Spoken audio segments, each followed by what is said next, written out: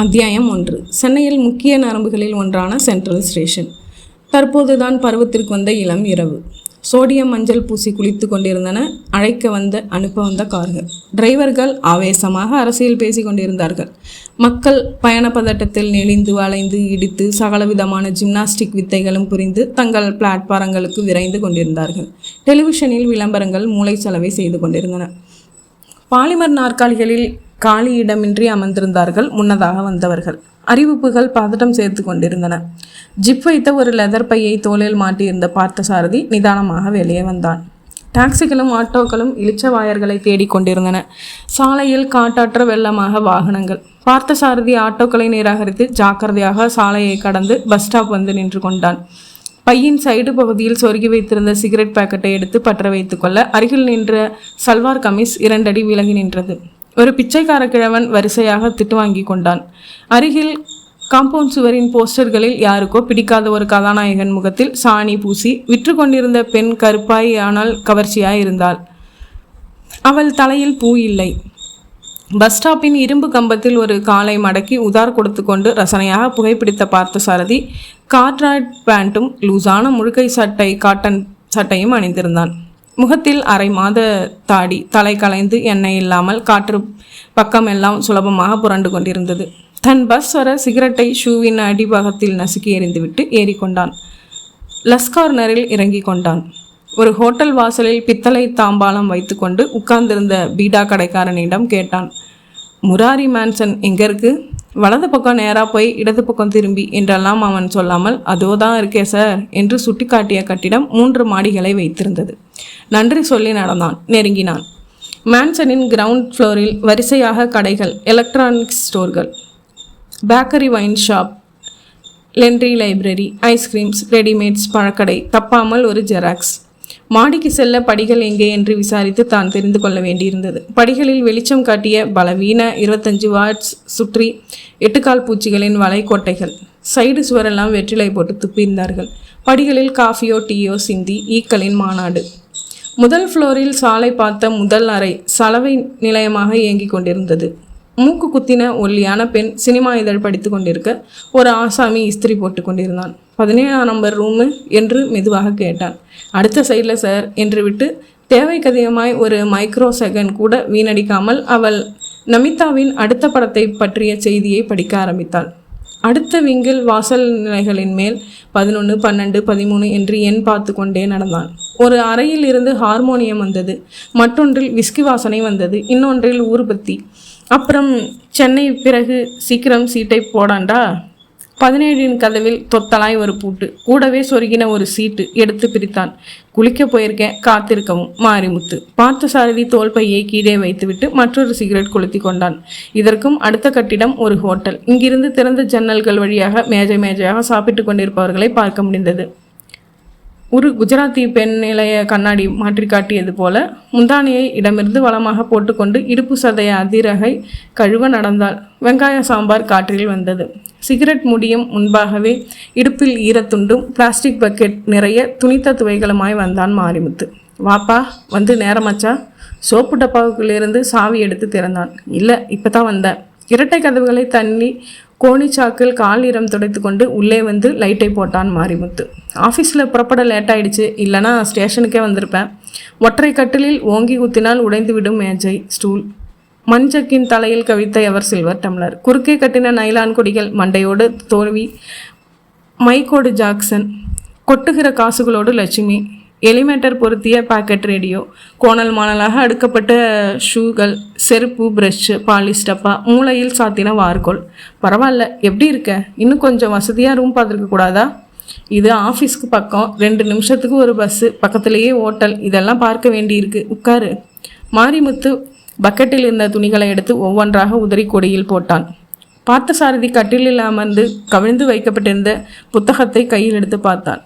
மாரிமுத்து லுங்கி அணிந்து பனியன் அணிந்து தலை சீவி முகம் கழுத்தெல்லாம் பவுடர் போட்டுக்கொண்டு அவன் எதிரில் ஸ்டூலில் அமர்ந்து, சொல்லு, லெட்டரில் விபரம் எழுதலை. நீ டெல்லியில் என்ன செஞ்சுக்கிட்டு இருந்த? ஏன் பிடிக்கல? எதுக்கு மெட்ராஸ் வந்த? இங்கே என்ன செய்ய போகிற? குளிச்சிட்றியா முதல்ல? வேணாம், ரூமுக்குள்ளே சிகரெட் குடிக்கலாமா? தாராளமாக. குப்பை தொட்டி எடுத்து அருகில் வைத்து ஆஸ்ட்ரே இல்லை, இதில் தட்டிக்கோ. நான் பார்த்து 7-8 வருஷம் இருக்காது. இருக்கும், மேலேயே இருக்கும். அப்பா அம்மாலாம் எங்கே இருக்காங்க, எப்படி இருக்காங்க? அப்பா இறந்துட்டார். அம்மா அண்ணனோட மங்களூரில் இருக்காங்க. அவங்களையும் பார்த்தே 4 வருஷமாச்சு. மெட்ராஸில் படிப்பு முடிச்சு இங்கே வேலை கிடைக்காம வீட்டில் பிரச்சனையாகி சொல்லிக்காம டெல்லி போனவன் தான். அங்கேயும் சுகம் இல்லை. 10 வேலையாவது பார்த்துருப்பேன். எதுவுமே நிரந்தரம் இல்லை. ஏராளமான அனுபவங்கள், பாசம், நட்பு, பண்பு, நேர்மை, இன்னும் இது மாதிரி எத்தனை நல்ல விஷயங்களும் பணத்துக்கு அப்புறம் தான் ரொம்ப தாமதமாக தான் புரிஞ்சுக்கிட்டு வந்திருக்கேன். இதை புரிஞ்சுக்க தில்லை நகர் போக வேண்டியதாயிடுச்சு பாரு. ரொம்ப விரக்தியாக பேசுகிற சாரதி. இங்கே என்ன செய்ய போகிற? பணம் சம்பாதிக்க போகிற மாதிரி முத்து. குயிக் மணி அப்படின்னா அதெல்லாம் உனக்கு வேணாம். நான் தனியாக ஒரு ரூமு தேடிக்கிற வரைக்கும் உன்னோட தங்கிக்க அனுமதி கொடு போதும். சேர்ந்து படித்ததுக்காக பழகினதுக்காக இதை செய்ய போதும். சாரதி, நீ சொல்கிறது எனக்கு சரியாக விளங்கலை. ஆனால் தப்பான வழியெல்லாம் எதுவும் வேணாம். ஒரு நண்பனாக சொல்கிறேன். பணம் கிடைக்கலன்னது எதுவுமே தப்பான வழி இல்லைப்பா. இதுதான் இப்போதைய சமூக கோட்பாடு. அழுக்க அறிவுரைகள் கேட்டுட்ட. நீ வேற போர் அடிக்காத. குளிக்கிறேனே, பாத்ரூமுக்கு வழிகாட்டு. பார்த்த சாரதி பையில் இருந்து துண்டு எடுத்துக்கொண்டான். சட்டென்று பேச்சை கத்தரித்து அவனை கவலையாக பார்த்தான் மாரிமுத்து. அத்தியாயம் 2. காங்கிரஸின் பீரோ என்று எதிர்க்கட்சிகளால் கிண்டல் செய்யப்படுகிற சிபிஐயின் சென்னை பிரிவின் அலுவலகத்தில் பச்சையாக ஷேவ் செய்திருந்த உயரதிகாரி சிகப்பு போனில் பேசினார். சொல்லுங்க சார். காகிதத்தில் மேல் பேனா தயாராக இருந்தது. ஷபீனா பேசும் என்று டிக்கெட் வாங்கப்பட்டிருக்கிறது. சரி சார். விமானம் அங்கே இறங்கும் நேரம் மாலை 4:30. சரி சார். கருப்பு சுடிதார், பாப் செய்யப்பட்ட தலை, அடர்த்தியான சிகப்பில் லிப்ஸ்டிக், தோளில் ஒரு பை, கையில் சாம்பல் நிறத்தில் ஒரு பிரீஃப் கேஸ். குறித்து கொண்டீர்களா? Yes sir. டெல்லி விமான நிலையத்தில் இந்த நிமிடம் அவள் காத்திருக்கிறாள். கொஞ்சம் ஸ்ட்ராங்காகவே சந்தேகப்படுகிறோம். இங்கே மேக்கப்புக்காக சோதனைகளை நடத்தி அவளை அனுமதிக்க சொல்லியிருக்கிறோம். இனி உங்கள் பொறுப்பு. திறமையாக செயல்படுங்கள். தப்புவிக்க வேண்டாம். சரி சார். அவ்வப்போது தகவல் தாருங்கள். சரி சார். ஃபோனை வைத்தார் சந்திரமேனன். ஆஸ்ட்ரேயின் குறுக்கே வைத்திருந்த சிகரெட்டை தொடர்ந்தார். நேரம் பார்த்து கொண்டார். டிராயரை எடுத்து டெலிஃபோன் எண்கள் குறித்த பிளாஸ்டிக் டைரி எடுத்தார். அதில் மே என்ற எழுத்தை அழுத்த அந்த பக்கம் திரும்பி நின்றது. விரல்களை பெயர்களில் நடக்கவிட்டார். கிருஷ்ணன், கிருஷ்ணமூர்த்தி, கண்ணன், கார்த்திக், கிஷோர். விரல் நின்றது. நேரெதிரில் எண்களை பார்த்து கொண்டு டயல் செய்தார். கிஷோர், கான் அன்பனே, உடனே வா. அத்தியாயம் 3. ரத்னபாண்டியன் மணியடித்து பூஜை செய்தார். கண்களை மூடிக்கொண்டார். 2 கரம் கூப்பி கற்பூரம் கொளித்து வெங்கடாச்சலபதிக்கு காட்டினார். வைத்தார். தொட்டு கண்களில் ஒற்றி கொண்டார். எழுந்தார். பூஜை அறையை விட்டு வெளியே வந்தார். ஹேங்கரில் மாட்டின வெள்ளை முழுக்கை சட்டையை வைத்துக்கொண்டு தயாராய் நின்றாள் மனைவி. வாங்கி அணிந்து கொண்டார். பாலியஸ்டர் வேஸ்டரை ஒரு முனை பிடித்து கொண்டு டைனிங் மேஜைக்கு வந்தார். செல்வி, எழுந்தாச்சா? இன்னைக்கு காலேஜ் இல்லையா? 2 தடவை எழுப்பிட்டேன். எந்திரிக்கவே மாட்டேங்கிறா. விடு, அவளை எந்திரிக்கட்டும். வண்டி பெட்ரோல் போட்டு வந்துருச்சு. மேனேஜர் 2 தடவை ஃபோன் செஞ்சார். வெங்கடேசன் வந்துட்டான். நிதானமாக சாப்பிட்டார். ரத்னபாண்டியனுக்கு தலையில் 2 பக்கங்களிலும் நரை கலைந்திருந்தது. கோல்டு ஃப்ரேம் கண்ணாடிக்கு அடியில் உப்பலாக சாதைகள், நடுத்தாடையில் சின்ன பள்ளம், உதடு பெரிய கத்தரிக்கப்பட்ட மீசை, சற்று உயரமான கழுத்து, நெற்றியில் தீற்றலான குங்குமம். ரத்னபாண்டியன் கை துடைத்து கொண்டு முன்ஹால் வந்தார். பணம் பொழிந்து அலங்கரிக்கப்பட்ட ஹால்.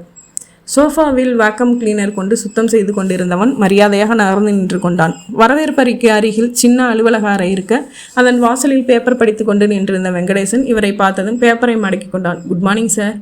வெங்கடேசன் IAS இன்டர்வியூவிற்கு செல்பவன் போல சுத்தமாக நளினமாக மடிப்பு கலையாத உடைகளில் இருந்தான். ரத்னபாண்டியன் அறைக்குள் வந்தார். அவன் அவரை தொடர்ந்தான். ஏசியை போட்டான். மேஜைக்கு அந்த பக்கம் உயர் ரக நாற்காலியில் அமர்ந்து கொண்ட பின், நேற்று ஒன்றும் பிரச்சனை இல்லையே?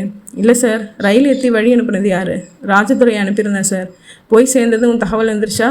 தந்தி வந்துருச்சு சார். ஒன்றும் பிரச்சனை இல்லை. இன்ஸ்பெக்டரை பார்த்துட்டியா? பார்த்துட்டேன் சார். வீட்டில் தானே? ஆமாம். எவ்வளவு? 25. அப்படியும் ஆசை. ஒரு டிவி கிடைக்குமான்னு கேட்டார். கொண்டு போய் கொடுத்துரு. இல்லை, தேவையில்லை சார். பரவாயில்ல, கொடுத்துரு. இதெல்லாம் வயலில் போடுற உரம் போட போட விளைச்சல் நல்லாயிருக்கும். மனம் கோணவே கூடாது. நமக்கு செஞ்சு கொடுத்துருக்கிறது பெரிய காரியம். ரத்னபாண்டியன் ஃபோன் எடுத்து எண்கள் சுழற்றி, ஹலோ, நான் தான் பேசுகிறேன். ஒரு நல்ல கலர் டிவியாக பார்த்து செக் பண்ணி வைங்க. நம்ம ஸ்டாஃப் யார் பேர்லையாவது பில் போட்டுக்குங்க. வெங்கடேசன் வருவான், கொடுத்துருங்க என்று வைத்தார். சரி சார், கொண்டு போய் கொடுத்துட்றேன். ஃபோன் ஒலித்தது. எழுந்தார். ஹலோ, சௌக்கியமா? என்ன ஷேட்டு, 10 நாளாக அட்ரஸை காணும். கொஞ்சம் கெடுபிடி. டெல்லியில் உனக்கு தெரியாத மேல்மட்டமா? எதுக்கும் எச்சரிக்கை நல்லது தானே? அது சரிதான். என்ன அனுப்புறியா? ஆமாம். என்னைக்கு? இன்னைக்கு ஃப்ளைட்டில். வர்றது யார்? உங்களுக்கு தெரியும், லீலா. அந்த பொண்ணா? சரி, ட்ரெயினில் அனுப்பி வச்சுருங்க. முடிஞ்சா இன்றைக்கே அனுப்புகிறேன், இல்லைன்னா நாளைக்கு அனுப்பி வைக்கிறேன்.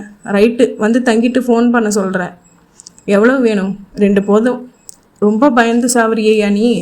அப்படி இல்லை, என்னத்துக்கு ரிஸ்க்குன்னு தான். சரி, நான் பார்த்துக்கிறேன். ரத்னபாண்டியன் ஃபோனை வைத்து விட்டு, என்ன வெங்கடேசன், 2 இருக்குமா? இல்லை சார், 1.5 தான் இருக்குது. நாளைக்கு தான் அனுப்பி வைக்க முடியும். சரி, அப்போ அதுக்காக ஏற்பாட்டை பாரு. ஃபோன் வந்தால் சொல்லிவிடு. நாளைக்கு ட்ரெயின் டிக்கெட்டும் எடுத்துரு. வேற ஏதோ பேர் சொல்லுவான் சேட்டு, நினைவு இருக்குல்ல? இருக்குது சார், ஷீபானா பேசும். அப்படியே டிக்கெட் எடுத்துரு. யார்கிட்ட பொறுப்பு தரப்போகிற? மேத்யூ இருக்கான் சார். புதுசுப்பா, அவன் சரியாக செய்வானா? செய்வான் சார். சிகா இல்லாமல் கையொடைஞ்ச மாதிரி இருக்குது. சீக்கிரம் வந்துடுவான் சார். எல்லா ஏற்பாடும் நான் செஞ்சாச்சு. ரைட்டு, ஃபைனான்ஸ் மீட்டிங் இருக்குது, இன்றைக்கி போயிட்டு வந்துடுறேன். மேனேஜர் 2 தடவை ஃபோன் செஞ்சாராம். என்னன்னு கேளு, தெரிஞ்சுக்கிட்டு போகிறேன். வெங்கடேசன் ஃபோனின் பேசினான், வைத்தான். 3வது ஷிஃப்ட் உண்டான்னு கேட்டார் சார். உண்டுன்னுட்டேன். ரத்னபாண்டியன் வெளிவந்து போர்ட்டிகோவிற்கு வர டிரைவர் கதவை திறந்து விட்டான். ஏறிக்கொண்டதும் சாத்திவிட்டு தன் சீட்டில் அமர்ந்து ஸ்டார்ட் செய்தான். அத்தியாயம் 4. பார்த்தசாரதி தலை சீவி கொண்டிருந்தான். மாரிமுத்து ஷூ அணிந்து கொண்டிருந்தான். முத்து, உங்ககிட்ட 4000 இருக்குமா? 1000 சொச்சம் தான் இருக்குது. பேங்க்கில் தீபாவளி வருது. எதுக்கு உனக்கு அவ்வளவு பணம்? மூலதனம் போடணும். எதுக்கு? முத்து, நான் ஒரு பிளான் பண்ணிகிட்டு இருக்கேன். அது தனி மனித திட்டம். துணைக்கு ஒரு ஆயுதம் அவசியம் வேணும். அதுக்கு தான். 4000க்கு ஆயுதமா? அப்படி என்ன ஆயுதம்? செகண்ட் ஹேண்டில் ஒரு ரிவால்வர். 4000 விலை பேசி வச்சுருக்கேன் ஒரு பார்ட்டிக்கிட்ட. டேய், விளையாடுறியா? இல்லை, நிஜமாக தான். என் திட்டத்துக்கு அவசியம் அது வேணும். பார்த்தசாரதி, உன் போக்கு கொஞ்சமும் சரியில்லை. ஆமாம், சரியில்லை, எனக்கே தெரியும். கண்ணியமாக ஒரு வேலை தேடிக்கோ. இந்த கெட்ட எண்ணத்தை எல்லாம் விட்டுடு. நான் சொல்கிறத கேளு. சாரி, ரொம்ப நாளாக யோசித்து முடிவுக்கு வந்தாச்சு. இனிமேல் மாற்றிக்க முடியாது. எனக்கு பணம் தான் குறிக்கோள். என்ன தப்பு வழி செஞ்சாலும் போக தயார். ஏன்டா இப்படி அலையிற? முத்து, அந்த பணம் இல்லாததால தாண்டா 1 வருஷம் பழகிட்டு என்னை தூக்கி எறிஞ்சிட்டு அந்த என்ஜினியரை கட்டிக்கிட்டா. அவ முன்னாடி காரில் போய் இறங்கணும். உன் புருஷனை விட என்கிட்ட 10 மடங்கு பணம் இருக்குன்னு இப்போ வரியாடி என் கூடன்னு கேட்கணும். ஓஹோ, இப்போ தான் புரியுது. எல்லாத்துக்கும் பின்னால் ஒரு பொண்ணு உண்டுங்கிறது சரியாக தான் இருக்குது. காதல் தோல்வியில் கொள்ளக்காரனாரையாக்கும். நீ எது வேணாலும் சொல்லிக்க. நான் ஒரு லட்சியம் வச்சுட்டேன். கட்டாக பணம் தர்றேன்னு சொல்லு. நீ சொல்கிற ஆளை கொலை செஞ்சுட்டு வர்றேன். அவ்வளவுக்கும் தயாராக இருக்கேன். மாரிமுத்து திடுக்கிடலுடன் அவனை பார்த்தான். 4000 இருக்கா? இல்லை. ரைட்டு, 4000த்துக்காக ஒரு சின்ன ஏற்பாடு தான் செஞ்சுக்கிறேன். புறப்பட போன பார்த்த சாரதியை கை நீட்டி தடுத்தான். சொல்கிறேன்னு கோவிச்சுக்காத, சொல்லு. நான் பார்த்து பழகின பழைய பார்த்த சாரதி இல்லை நீ. ஆமாம், இல்லை தான். நான் அதே பார்த்த சாரதியாக உன்னை நினச்சி தான் வர சொல்லி என்னோட தங்க சொல்லி லெட்டர் போட்டேன். நீ ஏதோ விளையாட்டுக்கு பேசுகிறேன்னு நினச்சா நிஜமாகவே என்னென்னவோ பேசுகிற. எடுத்து சொல்லி திருந்துற நிலைமையெல்லாம் தாண்டிட்ட. அதனால் உனக்கும் எனக்கும் ஒத்து வராது. உன்னால் எனக்கும் ஏதோ பிரச்சனை வந்தாலும் வரலாம் என்ற மாரிமுத்து அவனுக்கு முதுகு காட்டி நின்று கொண்டு, அதனால் நீ எங்கேயோ போ, எப்படியோ இரு, என்னை தொந்தரவு செய்யாத, என் ரூமை காலி செஞ்சிரு. சில வினாடிகள் மௌனம் காத்த பார்த்து சாரதி, ஓகே, நீ எனக்கு உதவியாக இருப்பேன்னு நினச்சேன். பரவாயில்ல, 2 நாள் டைம் கொடு. நான் ஒரு ரூம் ஏற்பாடு செஞ்சுக்கிட்டு காலி பண்ணிடுறேன். இந்த 2 நாள் மட்டும் என் தொந்தரவை பொறுத்துக்கோ என்றான். புறப்பட்டான். முராரி மேன்சனை விட்டு வெளியே வந்தான். கடையில் சிகரெட் வாங்கி அங்கேயே ஒன்றை கொளுத்தி கொண்டு நடந்தான். ஊனமுற்றோர் தொலைபேசி பூத்துக்கு வந்து உள்ளே சென்று பேசினான், வைத்தான். மீண்டும் நடந்தான். பிளாட்ஃபார கடையில் ரெக்ஸின் துணி விரித்து மேலே ஸ்க்ரூ டிரைவர்கள், ஆயில் கேன்கள், பூட்டுகள், கத்திரிக்கோள்கள், கத்திகள் என்று பரப்பப்பட்டிருக்க ஒரு பட்டன் கத்தியை எடுத்து அழித்து விரித்து பார்த்தான். மீண்டும் மடக்கினான். என்ன விலை இது? 25 ரூபா. பேரம் பேசாமல் பணத்தை கொடுத்து பாக்கெட்டில் போட்டுக்கொண்டான். பஸ் பிடித்து மாம்பழம் வந்தான். தீபாவளி கொண்டாட துணி வாங்க மக்கள் தெருவெங்கும் நெருக்கி எடுத்து கொண்டு நடந்தார்கள். பார்த்த சாரதி நிதானமாக 2 பேண்ட்டுகளிலும் கைகளை நுழைத்து கொண்டு நடந்தான். ஒரு தரம் திரும்பி பார்த்து கொண்டான். அந்த பெரிய ஜவுளி கடையின் வாசலில் பொம்மை பெண்கள் விதவிதமாக உடுத்தி கொண்டு சிறைக்குள் இருந்தார்கள். வாட்ச்மேன் இருந்தான். உள்ளே போகிற வருகிற நபர்களுக்கு கண்ணாடி கதவை தள்ளி திறந்து விட்டு கொண்டிருந்தான். குறிப்பிட்டவர்களுக்கு சலாம் வைத்தான். பார்த்த சாரதி உள்ளே நுழைந்தான். எல்லா கவுண்டர்களிலும் கூட்டம். பட்டுப்புடவை செக்ஷனுக்கு வந்தான். என்ன வேண்டும் என்று கேட்டதற்கு ஆள் இல்லை. ஏசியிலும் விற்பனை பையன்கள் வியர்த்து போய்ந்தார்கள். ஜரிகை பறிச்சிட செய்யும் சக்தி வாய்ந்த விளக்குகள் நெருங்கின. நிறமாய் புடவைகள் விரிக்கப்பட்டிருந்தன. பார்த்த சாரதி அந்த குடும்பத்தை தேர்ந்தெடுத்தான். அப்பா, அம்மா, மகள். அப்பா உப்பின கையை வைத்திருந்தார். அதை கவுண்டர் மேஜை மேல் வைத்திருந்தார். அம்மா வைரக்கம்மல் போட்டிருந்தாள். ஒவ்வொரு புடவையும் ஒரு காரணம் சொல்லி நிராகரித்து கொண்டிருந்தாள். மகள் சூயிங்கம் என்று கொண்டு முன்னெற்றியில் விழுந்த சுழல் கற்றையை அடிக்கடி தலையை குலுக்கி பின்னால் தள்ளிவிட்டு கொண்டிருந்தாள். பார்த்தசாரதி அந்த குடும்பத்திற்கு பின்னால் சென்று நின்று கொண்டான். 1500 ரூபாயில் ஒரு சேலை எடுத்து கொடுங்க என்றான். இவன் சொன்னதை அந்த பக்கம் யாரும் காதில் வாங்கிக் கொள்வதாக இல்லை. பார்த்தசாரதி கவுண்டர் மேல் அவர் வைத்திருந்த கைப்பையே பார்த்தான். சரியான வினாடிக்கு காத்திருந்தான். அம்மா ஒரு புடவையை எடுத்து தன் தோளில் போட்டுக்கொண்டு இது நல்லா இருக்கா என்றாள். அப்பா கொஞ்சம் சைடில் திரும்ப அந்த சரியான வினாடி கிடைத்தது. சட்டென்று கைப்பையை எடுத்து விட்டான். ஆனால் அந்த துல்லிய வினாடியில் மகள் பார்த்து விட்டாள். டடி, உங்க பை. பரபரப்பு உருவாகி பார்த்தசாரதி கைப்பையை போட்டுவிட்டு வேகமாக ஜனங்களை தள்ளி கொண்டு வாசலை நோக்கி கிட்டத்தட்ட ஓடினான். ஆனால் வேகமாக ஓட முடியாமல் எதிர்ப்புறம் அடர்த்தியாக ஜன்னல்கள் வந்ததால் 10 வினாடிகளில் மாட்டிக்கொண்டான் மிக பரிதாபமாக. அத்தியாயம் 5. மீனம்பாக்கம் விமான நிலையம். மாலை மணி 4:30. டெல்லியிலிருந்து வந்த போயிங் விமானம் ஊரை வட்டமடித்து நின்றது. படிகள் கொண்ட வேன் அதன் வயிற்றை நோக்கி ஓடியது. தடித்த கண்ணாடி சுவர் வழியாக பார்த்து கொண்டிருந்த கிஷோர் கையில் விரித்த நியூஸ் பேப்பர் இருந்தது. கிஷோர் ஒரு கம்பெனி மேனேஜரை போல சூட் கோட்டில் இருந்தான். கிரீம் கலர் டை, லேசான மேட்சுடன் ஒரு மெரூன் நிற ஷூ, காலடியில் கருப்பு கலர் கேன்வாஸ் சூட்கேஸ். அதன் கைப்பிடியில் இந்தியன் ஏர்லைன்ஸ் பேக். ஒரு பயணியைப் போலத்தான் இருந்தான். உணர்ச்சிகளை வெளிக்காட்டாத முகத்தில் தீர்க்கமான மூக்கு, சிவந்த உதடுகள், சற்று அடர்த்தியான புருவங்கள், மேலுதட்டில் பாதியை அடைத்திருக்கும் மீசை, இரத்த ஓட்டம் தெரியும் காது மடல்கள். 10-15 பேர் இறங்கியதும் இறங்கினாள் அவள். கருப்பு சுடிதார், பாப் செய்யப்பட்ட தலை, அடர்த்தியான சிகப்பில் லிப்ஸ்டிக், தோளில் வேனிடி பேக், கையில் சாம்பல் நிறத்தில் பிரீஃப் கேஸ். தவிர இவனுக்கு சொல்லப்படாத அடையாளமாக முழு கண்களையும் புருவங்களோடு சேர்த்து பதுக்கி வைத்திருக்கும் பெரிய வட்ட கூலிங் கிளாஸ் அணிந்திருந்தாள். நெருங்க நெருங்க அவள் மிக சிவப்பு என்பதையும் கம்மி செல்லாதால் வனப்பு என்பதையும் உணர முடிந்தது. அந்த ஏர் கண்டிஷனுக்கே அவள் சொந்தக்காரி போல அரைத்து கொண்டு துள்ளலாய் நடந்து வந்தாள். வெளியே வந்து கிஷோரை கடந்தாள். கிஷோர் உடனே எழவில்லை. வெளிவாசலை அவள் தாண்டும் வரை தன் பார்வையில் அவளை வைத்திருந்து அதன் பிறகு எழுந்தான். பேப்பரை மடக்கி கொண்டான். மெதுவாக அவள் திசையில் நடந்தான். லீலா எந்த தயக்கமும் பதட்டமும் இன்றி நடந்து டாக்ஸி ஒன்றை அமர்த்து கொண்டு பின் சீட்டில் அமர்ந்து கொண்டதும் திரும்பி கண்ணாடி வழியாக பார்த்தாள். தன்னை யாரும் பார்க்கவில்லை என்று நிச்சயப்படுத்தி கொண்டாள். எங்கே போகணும்? நுங்கம்பாக்கத்தில் ஹோட்டல் மாண்டியா. டாக்ஸி புறப்பட்டது. கிஷோர் தன் ஃபியட்டை கிளப்பினான். போதுமான இடைவெளி விட்டு சீராக தொடர்ந்தான். ஹோட்டல் மாண்டியா இது இந்தியாதானா என்று சந்தேகம் ஏற்படுத்தி கொண்டிருந்தது. பார்ப்பவரின் மனதில் 10 நிமிடம் நின்று பார்க்கும் வண்ணம் ஃப்ரண்ட் எலிவேஷன் மாலை வெயிலில் இன்னும் கவிதை சேர்த்து கொண்டிருந்தது. டாக்ஸியை அனுப்பிவிட்டு உள்ளே வந்தாள். ரிசப்ஷன் பூமிக்கு வந்து தேவலோகம். சிங்கிள் ரூம் பதிவு செய்து கொண்டாள். ஷபீனா பேசும் என்று பெயர் சொல்லி அப்படியே கையெழுத்திட்டாள். பையன் சூட்கேஸ் எடுத்துக்கொண்டு லிஃப்ட்டுக்கு நடந்தாள். லிஃப்ட் மேலே சென்றதும் ரிசப்ஷனுக்கு எதிரே சோஃபாவில் அமர்ந்திருந்த கிஷோர் எழுந்து ரிசப்ஷனை அடைந்தான். எக்ஸ்கியூஸ் மீ என்று தன் அடையாள அட்டையை விரித்து காட்டினான். நாங்கள் என்ன உதவி செய்ய வேண்டும் சார் என்றால் அந்த ரிசப்ஷனிஸ்ட் தெளிவான ஆங்கிலத்தில். இப்போது ரூம் புக் செய்த பெண் ஒரு சட்டவிரோதமான செயலில் ஈடுபட்டு இருக்கிறாள். அவள் சம்பந்தப்பட்ட மொத்த கும்பலையும் வளைக்க நாங்கள் திட்டமிட்டு கொண்டிருக்கிறோம். அவள் நடவடிக்கைகளை கண்காணிக்க உங்கள் உதவி தேவை. முதலில் அவள் எந்த பெயரில் அறை எடுத்துள்ளாள்? ஷபீனா பேகம். அவளுக்கு தரப்பட்டிருக்கும் அறை எண் 418. அந்த அறையை கண்காணிக்கிற வகையில் நேரெதிரே அறை உண்டா? உண்டு சார். 418 எதிரில் 406. அது தற்சமயம் காலியாகத்தான் இருக்கிறது. Very good. அந்த அறையை நான் எடுத்துக்கொள்கிறேன். அருண்லால் என்ற பெயரில் அறை புக் செய்து கொள்ளுங்கள். ஷபீனா பேகம் என்பது போலி பெயர். இவள் பெயர் லீலா. அவள் எந்த ஃபோன் நம்பரை முயலச் சொன்னாலும் எனக்கு உடனே தெரிவித்து விடுங்கள்.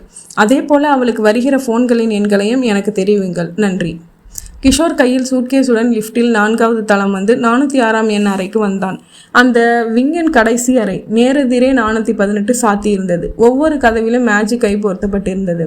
கிஷோர் தன் அறையை திறந்து உள்ளே வந்தான். சூட்கேஸை கட்டிலின் மேல் வைத்து திறந்தான். அதில் பல வகையான எலக்ட்ரானிக் சாதனங்கள் இருக்க சற்று கனமான அட்டை போல இருந்த சதுர 5 பைசா நாணயம் போன்ற மைக்ரோஃபோனை எடுத்து ஆன் செய்தான். இன்டர்காமில் ரூம் சர்வீஸ் அழைத்தான். பையன் கதவு தட்டிவிட்டு வந்தான். பையனுக்கு 25 வயது இருக்கலாம். யூனிஃபார்ம் கழற்றி சாதாரண உடை அணிவித்தால் ஜிம் என்று இருப்பான். அதிர்ஷ்டம் இருந்தால் தமிழ் நடிகனாகி விடுவான். எஸ் சார் என்றான் பணிவாக. உன் பெயர் என்ன? சிவபிரகாசம்.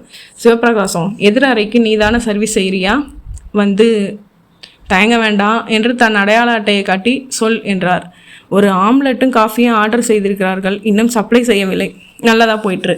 இதை பார், இது மைக்ரோஃபோன். ஒரு புறம் பசை முதுகு உள்ளது.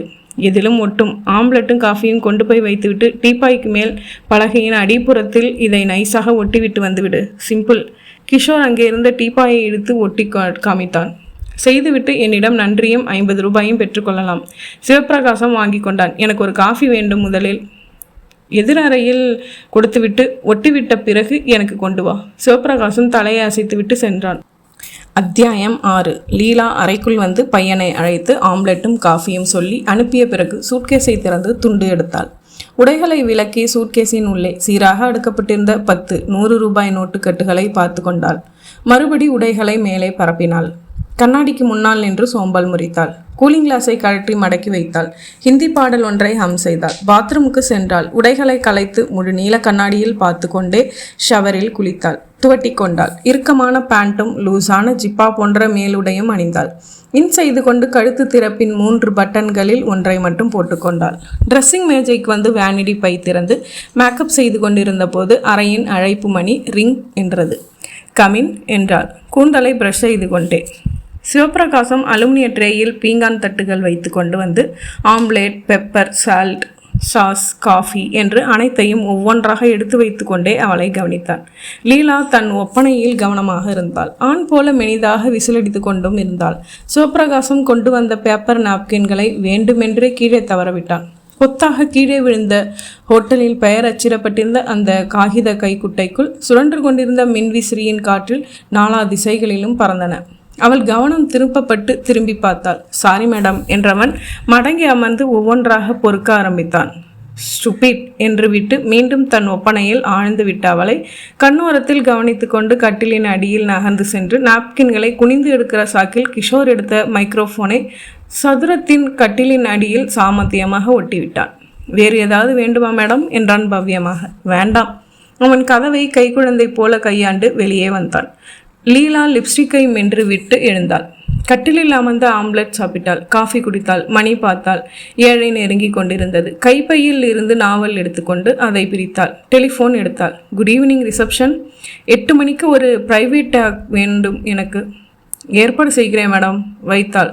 முதுகுக்கு தன் தலையணை கொடுத்து சாய்ந்து அமர்ந்து கொண்டு புத்தகம் படிக்க ஆரம்பித்தாள். எதிர் அறையில் கிஷோர் தனது திறந்த சூட்டிற்குள் இருந்த ரிசீவரில் சன்னமான ஒளியில் லீலாவின் 8 மணிக்கு ஒரு பிரைவேட் டாக்ஸி வேண்டும் எனக்கு என்பதை கேட்டதும் தன் வாட்சில் நேரம் பார்த்து கொண்டான். அதன் பிறகு ரிசீவரில் புத்தகத்தின் பக்கம் புரட்டப்படும் ஓசையும் மின்விசிறியின் மெல்லிய ஓசையும் கேட்டது.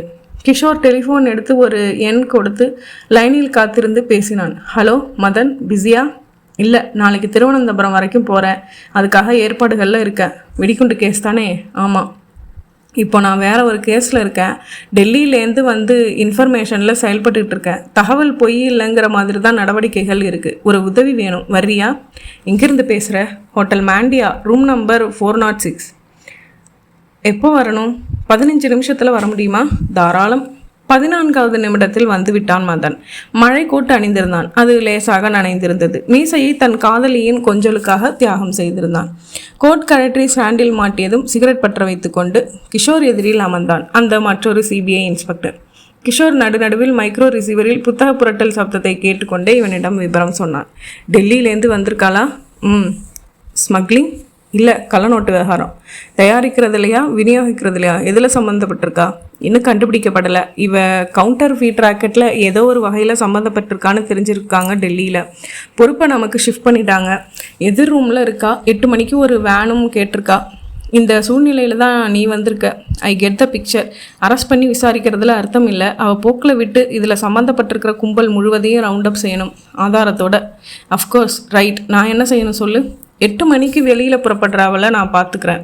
ஹோட்டலில் டூப்ளிகேட் சாவி வாங்கி திறந்து நீ அவள் ரூமை ஆராய்ச்சிட்டு இந்த ரூம்லேயே காத்திரு. செஞ்சிடலாம் என்றான் மதன் சிகரெட் புகையை தன் பனியனுக்குள் ஊதிக்கொண்டு. அத்தியாயம் 7. நீளமாக வார் வைத்த கைப்பையை தோளில் மாட்டிக்கொண்டு தன் அறையை விட்டு புறப்பட்டாள் லீலா. லிப்ஸ்டிக் கீழே வந்து ரிசப்ஷன் அடைந்தாள். மேடம், நீங்கள் கேட்டபடி டாக்ஸி ஏற்பாடு செய்யப்பட்டிருக்கிறது. நீல நிற அம்பாசிடர் DAO 1935 காத்திருக்கிறது. டிரைவருடன் தொகை உங்கள் பில்லில் சேர்க்கப்படும். தேங்க்யூ.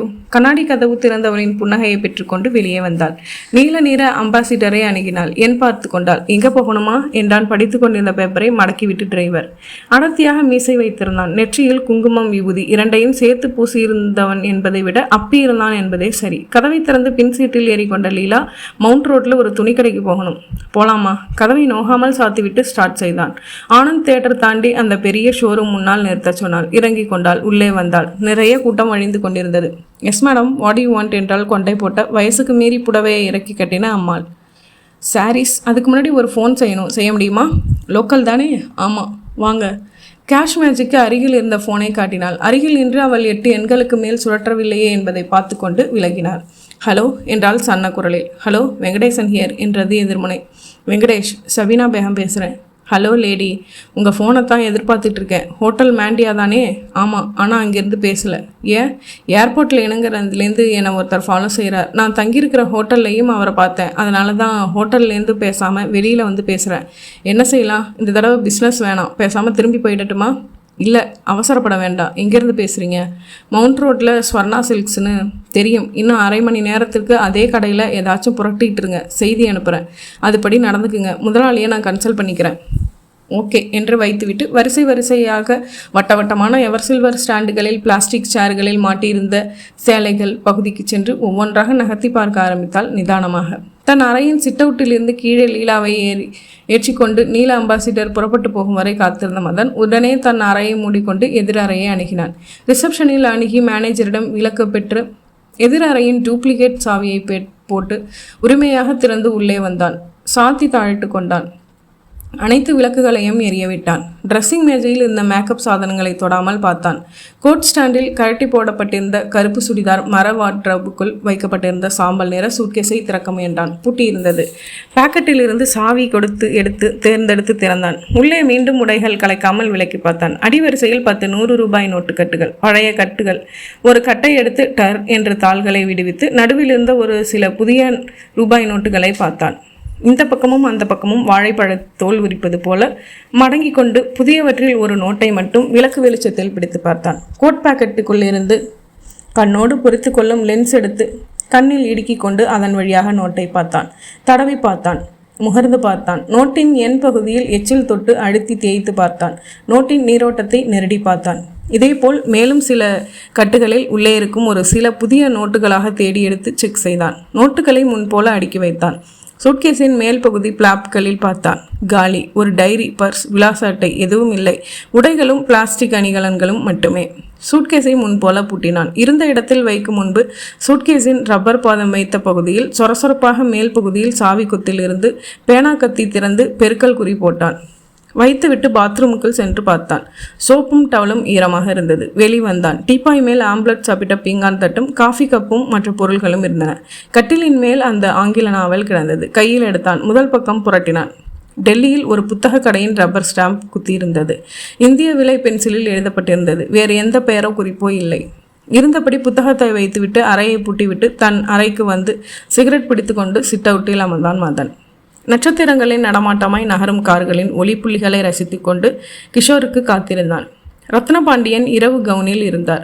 காதில் வாக்மேன் அணிந்து ஸ்டெப் போட்டு ஆடிக்கொண்டிருந்த தன் மகள் செல்வி வைத்துவிட்டு சென்ற எதிரத்தை சதுரங்க போர்டில் மண்டையை கசக்கி கொண்டு தேடினார். சீக்கிரம் டாடி, எவ்வளவு நேரம்?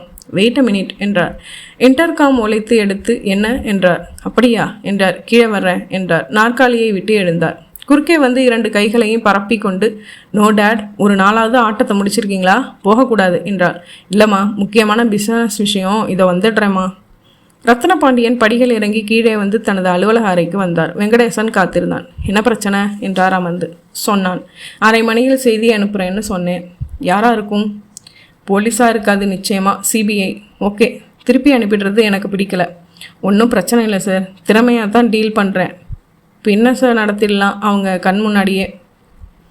எப்படின்னு சொல்லு, பிடிச்சிருந்தா சரி சொல்கிறேன் சொன்னான். உன் நேரடி பார்வையில் நடத்து. அதே சமயம் தொந்தரவு கொடுக்க ஆரம்பிச்சிருக்கிறது யார் என்னன்னு விசாரிக்கணும். அது அப்புறம் முதல்ல சக்ஸஸ்ஃபுல்லாக பிஸ்னஸ் முடித்து அவளை ஊருக்கு அனுப்புவேன். ரத்னபாண்டியன் மீண்டும் மாடிக்கு வந்து வாமா ஆடலாம் என்று அமர்ந்தார். மை ஸ்வீட் டேட் என்று அவர் கன்னத்தை கிள்ளி தன் உதட்டில் வைத்து கொண்டாள் செல்வி. லீலா வாட்சை பார்த்து கொண்டாள். புடவைகளை தள்ளி தள்ளி இப்போது அவளுக்கு எந்த டிசைனுக்கு அடுத்து எந்த டிசைன் சேலை மாட்டப்பட்டு இருக்கிறது என்பதே மனப்பாடமாகிவிட்டது. இது நல்லா இருக்கும், இது புது டிசைன் என்று அவளுக்கு சொல்லி கொண்டிருந்த விற்பனை பெண் உற்சாகம் அடைந்து இவள் சேலை வாங்கப் போவதில்லை என்று தீர்மானித்து வேறு பார்ட்டியை கவனிக்க போய்விட்டாள். ஃபோனில் வெங்கடேசன் குறிப்பிட்ட அரை மணி நேரம் ஆகிவிட்டது. இன்னும் அவனிடமிருந்து செய்தி வரவில்லை. செய்தி என்றால் எப்படி? ஃபோனில் வருமா? யாராவது வருவார்களா? இதை விவரமாக சொல்லவில்லையே அவன் என்று யோசித்து கொண்டிருக்கும் போதே அருகே நின்ற இளைஞன் அவள் பக்கம் திரும்பி, இது உங்கள் கர்ச்சிஃப் தானே என்றான் அர்த்தத்துடன் கூடிய பார்வையுடன். இவள் கர்ச்சிஃபைக்குள் இருந்த போதிலும் புரிந்து கொண்டு ஆமாம் தேங்க்ஸ் என்று வாங்கி கொண்டாள். அதே கடையில் இருந்த ரெடிமேட் பகுதிக்கு வந்தாள். 3 பீஸ் மிடி ஒன்றை தேர்ந்தெடுத்து பிரிட்ஸ் ரூம் இருக்கா என்று எடுத்துக்கொண்டே போய் கதவை சாத்திவிட்டு அதை கொக்கியில் மாட்டிவிட்டு இளைஞன் கொடுத்த கர்ச்சிஃபை விரித்தாள். அதன் உள்ளே ஒரு மடிக்கப்பட்ட நீல நிற காகிதம் இருந்தது. பிரித்தாள். எழுதப்பட்டிருந்த செய்தியை படித்தாள். மீண்டும் படித்தாள். பிறகு காகிதத்தை கிழித்தாள். எவ்வளவு சிறிய துண்டுகளாக அதை கிழிக்க முடியுமோ கிழித்து கர்ச்சிப்புக்குள் வைத்து மடக்கி கொண்டாள். புதிய உடை மிடியை எடுத்துக்கொண்டு வெளிவந்த நாளை வருவதாக சொல்லிவிட்டு கடையின் வாசலுக்கு வந்தாள். காரை அணுகினாள். அருகே இருந்த பெட்டிக்கடையில் நின்று சிகரெட் குடித்து கொண்டிருந்த டிரைவர் அணைத்துவிட்டு வேகமாக வந்தாள். ஹோட்டலுக்கே போயிடலாம். சரிம்மா. ஹோட்டல் வந்ததும் ரிசப்ஷனில் ஒரு புன்னகை வீசிவிட்டு லிஃப்ட்டுக்கு நடந்தாள்.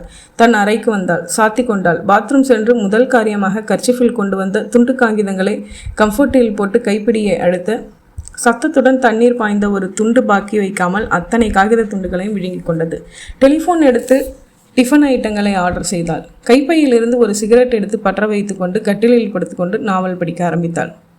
அறையின் அழைப்பு மணி ஒலிக்க சிட் அவுட்டில் அமர்ந்திருக்க மதன் எழுந்து வந்து கதவை திறந்தான். உள்ளே வந்தான் கிஷோர். என்ன இவ்வளவு சீக்கிரம் திரும்பிட்ட? அம்மனி திரும்ப சொன்னா. டிரைவர் திரும்ப தானே ஆகணும். ஓ, ரூம்க்கு வந்தாச்சா என்று மதன் சூட்கேஸ் திறந்து உள்ளே இருந்த ரிசீவரை ஆன் செய்து மின்விசிறி சுழலும் சத்தம், ஹிந்தி பாடலின் ஹம்மிங் இரண்டும் கேட்டது. அதன் ஒலியை குறைத்துவிட்டு, சொல்லு, எங்கே போன? ஸ்வர்ணா சில்க்ஸ். உள்ளே போய் லோக்கல் கால் பேசினா. காத்திருந்தா. பைக்கில் ஒருத்தன் வந்தான். உள்ளே போனான். இவகிட்ட இவ தவற விடாத கர்ச்சிஃபை கொடுத்தான். புறப்பட்டு பைக் எடுத்துகிட்டு போயிட்டான். இவன் உள்ளே போய் ரகசியமாக வந்து செய்தியை படிச்சிருக்கணும். திரும்பினா. ஹோட்டலுக்கு போகலாம்னா. வந்துட்டோம். டிரைவர் வேஷம் போட்டது தப்பு. ஏன்? இவ தன்னோட சூட்கேஸை எடுத்துகிட்டு போகலை. அதனால் எங்கே போனாலும் திரும்பி இங்கே தான் வருவா. நான் கார் பக்கத்துலேயே இருக்க வேண்டியிருந்ததால் செய்தி கொண்டாந்தவளை ஃபாலோ பண்ண முடியாமல் போச்சு. பைக் நம்பர் கவனிச்சியா? அதெல்லாம் கவனித்தேன். பிரயோஜனப்படுமான்னு பார்ப்போம். உரிச்சு வச்சுருக்கேன். தவிர சைடு பாக்ஸ் பூட்டாமல் இருந்தது. திறந்து ஆராய்ஞ்சதில் டூல்ஸு, அழுக்கு துணி, நடுவில் நகைக்கடை அட்டைப்பெட்டி ஒன்று, ரப்பர் பேண்ட் போடப்பட்டிருந்தது. பிரிச்சா உள்ளே நகை கிடையாது. அது மஞ்சள் ரோஜா.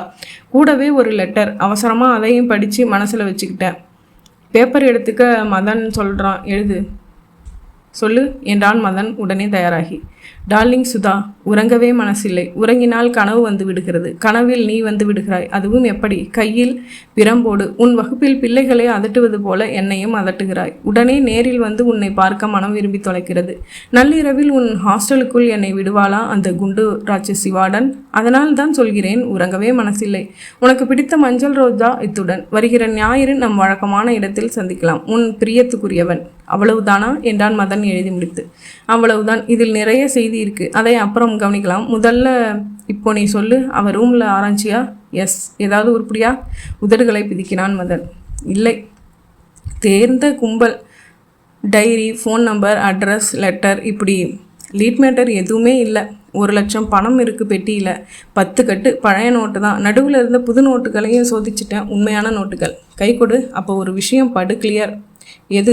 கள்ள நோட்டு விவகாரத்தில் இவ எதில் சம்மந்தப்பட்டவள்னு புரிஞ்சு போச்சு. விநியோகஸ்தர். டெல்லியிலேருந்து ₹1,00,000 உண்மையான நோட்டுகளை தூக்கிட்டு இங்கே வந்திருக்கான்னா என்ன அர்த்தம்? இங்கே தான் கொள்முதல் நடக்குது.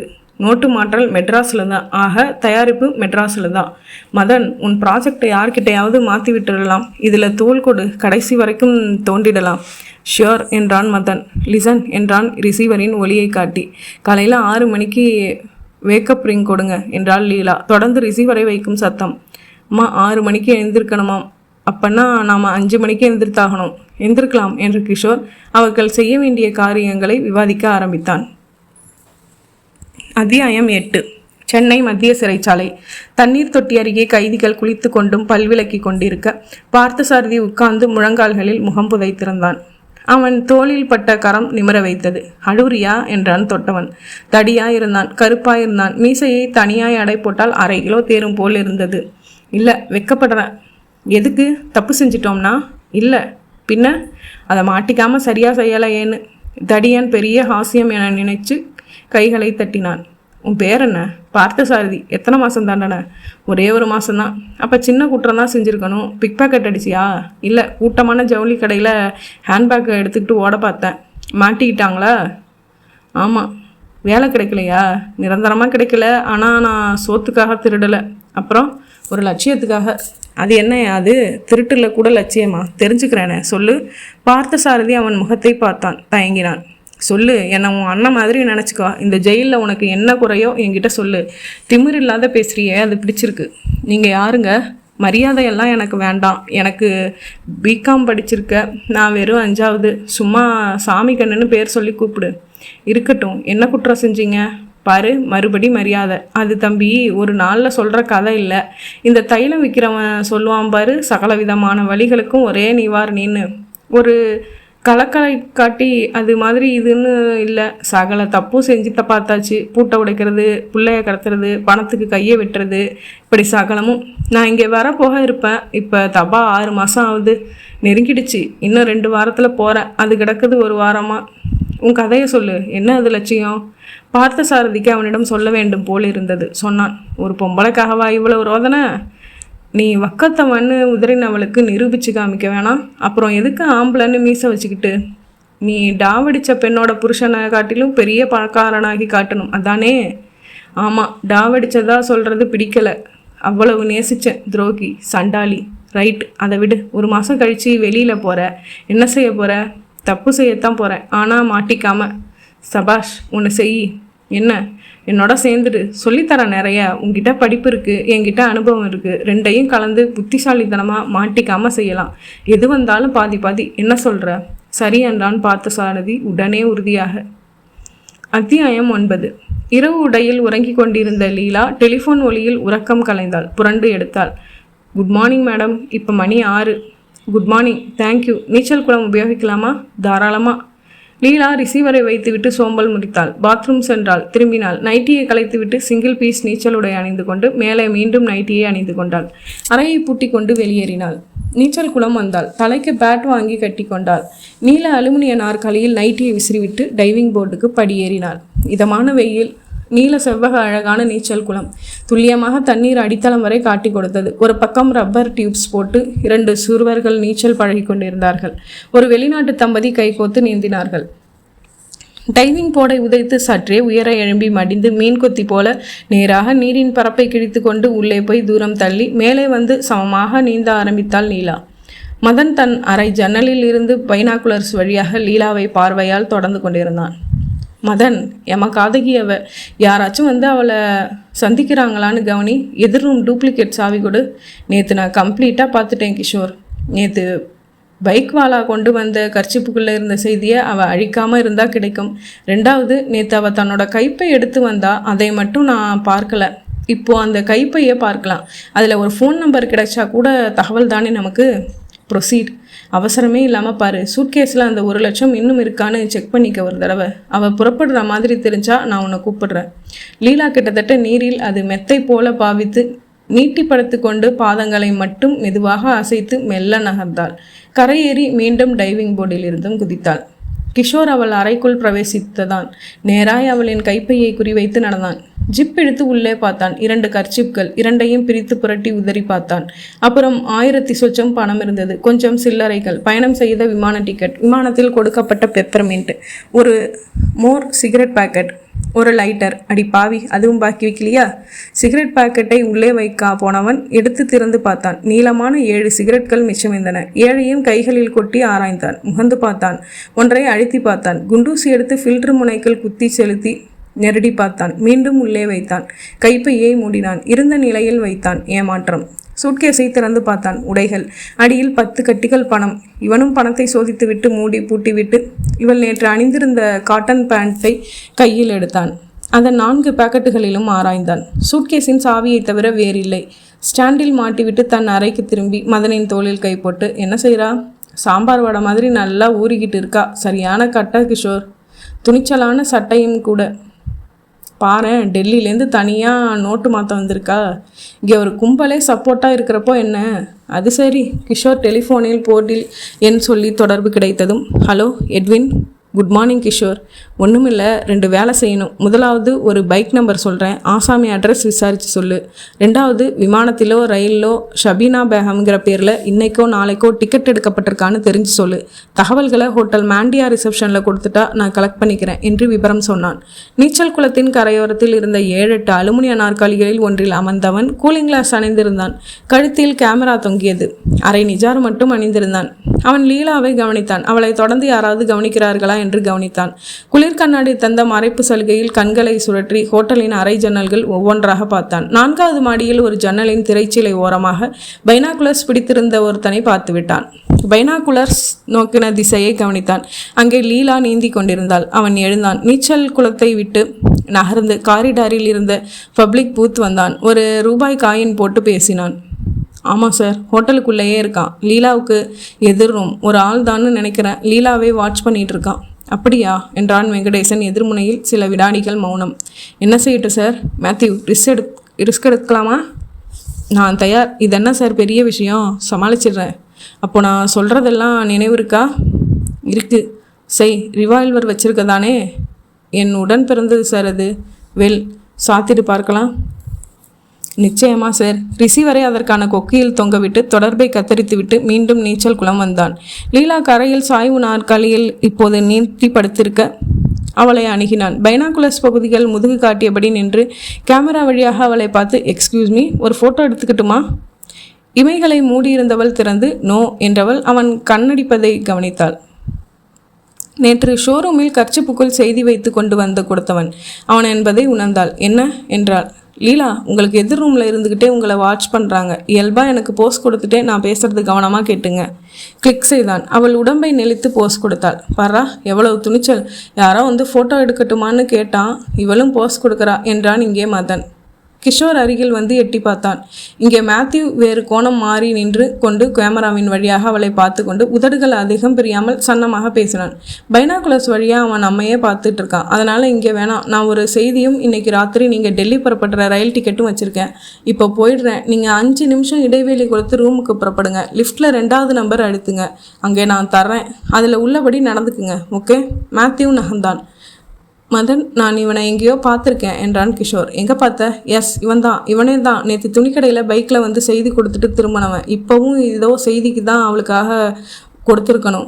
இரு, வர்றேன். கிஷோர் அறக்கதவை திறந்து வெளியே சென்று காரிடார் கடைசியில் ஹோட்டலின் முகப்பு பகுதி பக்கமாக சென்று கண்ணாடிச்சுவர் வழியாக பார்க்கிங் பகுதியை பார்த்தான். நேற்று வந்த அதே பைக் நின்று கொண்டிருந்தது. திரும்ப மதனிடம் வந்தான். மதன், அதே பைக்கில் வந்திருக்கான். உன் பைக் சாவி கொடு. இன்னைக்கு இவனை கடைசி வரைக்கும் துரத்திடுறேன். அதே சமயம் நீ நீலாவை விட்டுடாதே. அவன் எங்கே போனாலும் போ. ஓகே? ஹெல்மெட்டும் பைக் சாவியும் எடுத்துக்கொண்டு லிஃப்ட் வரும் வரை பொறுமை இல்லாமல் படிகளில் இறங்கி ரிசப்ஷனுக்கு எதிரில் வெயிட்டிங் ஹாலில் கண்ணாடி சுவர் அருகே இருந்த நாற்காலியில் அமர்ந்து கொண்டான் கிஷோர். மேத்யூவின் பைக் இப்போது அவனது நேரடி பார்வையில் இருந்தது. அது எப்போது புறப்பட்டாலும் அடுத்த சில வினாடிகளில் கிஷோர் புறப்பட்டுவிட முடிகிற நேரம்தான் காத்திருந்தான். அத்தியாயம் 10. மேத்யூ குறிப்பிட்டபடி 5 நிமிடங்கள் கழித்து எழுந்தாள். லீலா காலை வெயிலில் முக்கால்வாசி உலர்ந்துவிட்ட நீச்சல் உடையின் மேல் ஏராள பட்டன்கள் கொண்ட நைட்டியை கோட் போல அணிந்து கொண்டு பட்டன்களை போட்டுக்கொண்டே உள்பாதைகளில் நடந்தாள். லிஃப்டை சமீபித்தாள். 7வது மாடியிலிருந்து கீழே வந்து கொண்டிருந்தது. அது காத்திருந்தாள். தரை தொட்டு இரட்டை கதவுகள் பிறந்து ஒரு தம்பதி வெளியேறியதும் அவள் உள்ளே சென்று சாத்தி கொண்டு 2ஆம் நம்பரை அழுத்தினாள். 2வது தளத்தில் நின்று கதவு திறந்திருந்தது. இப்போது முழு உடையில் இருந்த மேத்யூ ஒரு கவரை கொடுத்தான். லெட்டரில் விவரம் இருக்கு, அதுபடி நடந்துக்குங்க என்று நகர்ந்து கொண்டான். லீலா கவரை மடக்கி வழக்கமாக பெண்கள் ரகசியமாக வைத்துக்கொள்கிற அதே இடத்தில் வைத்துக்கொண்டு மீண்டும் தன் ஃப்ளோரான 4ஆம் பட்டனை அழுத்தினாள். வெளிப்பட்டு நடந்த அறையை திறந்து உள்ளே வந்தாள். சாத்தினாள். கட்டிலில் அமர்ந்து கவரை பிரித்தாள். உள்ளே ஒரு கடிதமும் ரயில் டிக்கெட்டும். சென்னை சென்ட்ரலில் இருந்து டெல்லிக்கு அன்றைக்கு மாலை புறப்படும் கிராண்ட் ட்ரங்க் எக்ஸ்பிரஸில் பர்த் டிக்கெட். கடிதத்தை பிரித்தாள். மேடம், உங்களை கண்காணிப்பதால் இந்த முறை நீங்கள் நேரடியாக ஈடுபட வேண்டாம். கொண்டு வந்திருக்கும் ₹1,00,000 தனியாக எடுத்து ஒரு துணியில் மூட்டை போல கட்டவும். அறையின் 2வது ஜன்னலுக்கு நேர் கீழே நான் காத்திருக்கிறேன். பண மூட்டையை ஜன்னல் வழியாக என்னிடம் போடவும். நான் புறப்பட்டு கொடுக்க வேண்டிய இடத்தில் கொடுத்து விடுகிறேன். தவிர உங்களுக்கு பதிலாக தர வேண்டிய 2 லட்சம் ஒரு பெட்டியில் போடப்பட்டு பூட்டப்பட்டு நீங்கள் பயணம் செய்ய போகிற கம்பார்ட்மெண்ட்டில் உங்கள் பகுதிக்கு கீழே வைக்கப்பட்டு ஒரு சங்கிலி போட்டு இரும்பு கம்பத்துடன் இணைத்து பூட்டப்பட்டிருக்கும். 2 சாவிகளும் கூரியர் சர்வீஸில் டெல்லி சேட்டுக்கு அனுப்பப்படும். நீங்கள் அந்த பெட்டி உங்களுக்கு சம்பந்தம் இல்லாதது போல நடந்து கொள்ளவும். நடுவில் ஏதாவது பிரச்சனையாகி உங்களை சோதனை போட்டாலும் அவற்றின் சாவிகள் உங்களிடம் இருக்காது. ஆகையால் பெட்டி என்னுடையது இல்லை என்று சாதிக்கலாம். டெல்லி சேர்ந்ததும் வரவேற்க வரும் உங்கள் நபர் சாவிகளுடன் வருவான். நடுவில் பிரச்சனைகள் எதுவும் இல்லாத பட்சத்தில் நீங்கள் சென்னையில் மழை என்று சொன்னால் போதும். சாவிகள் கொடுப்பார்கள். திறந்து எடுத்து சென்று விடலாம். பிரச்சனை எனில் சென்னையில் வெயில் என்று சொல்லி பெட்டியை விட்டுவிட்டு இறங்கிவிடுங்கள். தவிர டிஃபன் சாப்பிட்ட பிறகு வெறும் பெட்டியை தூக்கி கொண்டு வெளியே புறப்படுங்கள். நீங்கள் தொடரப்படுவீர்கள். உங்கள் இஷ்டத்திற்கு சுற்றி போக்கு காட்டுங்கள். எங்கே நீங்கள் மடக்கப்பட்டாலும் மாட்டிக்கொள்ள வாய்ப்பே இல்லை. இந்த கடிதத்தை உடனே எரித்து விடுங்கள் என்று இருந்தது. மேலும் பின்குறிப்பாக ஒட்டு கேட்க கருவிகள் உங்கள் அறையில் இருக்கலாம். ஜாக்கிரதையாக செயல்படவும். எங்கும் ஃபோன் செய்துவிட வேண்டாம் என்று இருந்தது. லீலா புருவங்களை உயர்த்தினாள். எழுந்தாள். அறையின் 2வது ஜன்னல் வழியாக எட்டி பார்த்தாள். அது ஹோட்டலின் சைடு பகுதி. மேத்யூ நின்று சிகரெட் குடித்து கொண்டிருந்தான். லீலா இரு என்பது போல சைகை செய்துவிட்டு சூட்கேஸ் திறந்து 10 கட்டுகளை எடுத்தாள். அதை சுற்ற துணி தேடி கம்மிஸ் எடுத்து அதில் வைத்து சுற்றினாள். அவன் சரியாக கேட்ச் பிடித்து கொண்டு அதை அப்படியே தன் கையில் வைத்திருந்த ஹேண்ட்பேக்கிற்குள் போட்டுக்கொண்டு தன் பைக்கை நோக்கி வாசலுக்கு நடந்தான். காத்திருந்த கிஷோர் தயாரானான். மேத்யூ வேகமே இல்லாமல் தன் பைக்கை ஜாலி ரைட் போல ஓட்டினான். வேகமாக ஓட்டினால் நம்மை தொடர்பவர்கள் யாராவது இருந்தால் அடையாளம் காண முடியாது என்பது அவன் படித்த குற்றப்பாடம். கிஷோர் மேத்யூவை வண்டியுடன் கூடிய அவன் பின் போஸை மனதில் பிடித்து கொண்டு சிமெண்ட் நிற முழுக்கை சட்டை, கருப்பு ஹெல்மெட், பைக் நம்பர் தான் ஏற்கனவே மனப்பாடம். ஆகையால் கிஷோர் மிக மிக தூரத்தில் மேத்யூவை தொடர்ந்தான். மேத்யூவின் பைக்கிற்கும் இவன் பைக்கிற்கும் நடுவில் 7-8 வாகனங்கள், ஸ்கூட்டர்கள், பைக்குகள், மொஃபெட்டுகள். மேத்யூ அடிக்கடி ரிவர்வியூ கண்ணாடியில் பார்த்து கொண்டாலும் இத்தனை வாகனங்கள் தள்ளி ஒருவன் தொடர்வதை உணர முடியாது. ரியர்வியூ கண்ணாடியில் காட்சியின் கொள்ளையைத்தான் தாண்டிய தூரம். அண்ணா சாலையில் கிண்டி நோக்கி இருவரும் பயணம் செய்து கொண்டிருந்தனர்.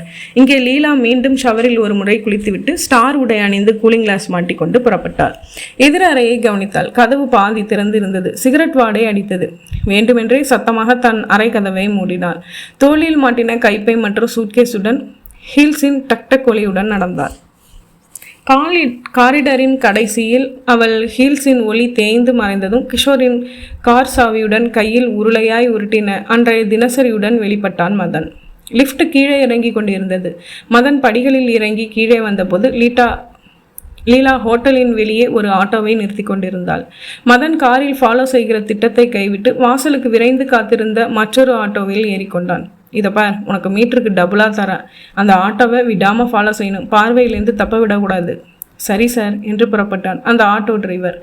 மேத்யூ ராஜ்பவன் தாண்டி சர்தார் பட்டேல் ரோட்டில் விரைந்தான். நினைவு மண்டபங்கள், அண்ணா பல்கலைக்கழகம் எல்லாம் கடந்து அடையார் வந்து சிக்னலுக்கு அருகில் இருந்த உட்லண்ட்ஸ் முன்னால் வண்டியை நிறுத்தி ஹெல்மெட்டுடன் உள்ளே நடந்தான். ஹேண்ட்பேக்கை பைக்கின் சைடு தகர பார்ஸுக்குள் வைத்து பூட்டியிருந்தான். மேத்யூ இதுவரை தன்னை யாரும் தொடரவில்லை என்று பெரிதும் நம்பினான். ஹோட்டலுக்குள் வந்து ஏசி அறை வந்தான். டிஃபன் ஐட்டங்கள் ஆர்டர் சொல்லிவிட்டு ஸ்பீக்கரில் ஒலித்த தமிழ் பாடலோடு மெதுவாக இணைந்து பாடினான். மின்சாரம் பாய்ந்த கம்பிகளுடன் ஈக்களை தீத்து கொண்டிருந்தது வெஸ்டோ பிளஸ். மேஜை மீதிருந்த பேப்பர் நாப்கின் எடுத்து மடக்கி அதில் பொம்மை செய்ய ஆரம்பித்தான் மேத்யூ. சிபிஐ என்றால் என்ன பெரிய குக்கா? ஷீலாவை வெட்டிக்கு துரத்தி கொண்டிருப்பான் அவன். கிஷோர் தனது பைக்கை மேத்யூவின் பைக்கிற்கு வெகு அருகில் நிறுத்தினான். ஹோட்டல் மாண்டியாவில் புறப்படும் சமயம் அவன் ஹோண்டா பைக் ஒன்றை சைடு பார்க்கிங்கில் வைத்ததை கவனித்திருந்தான் கிஷோர்.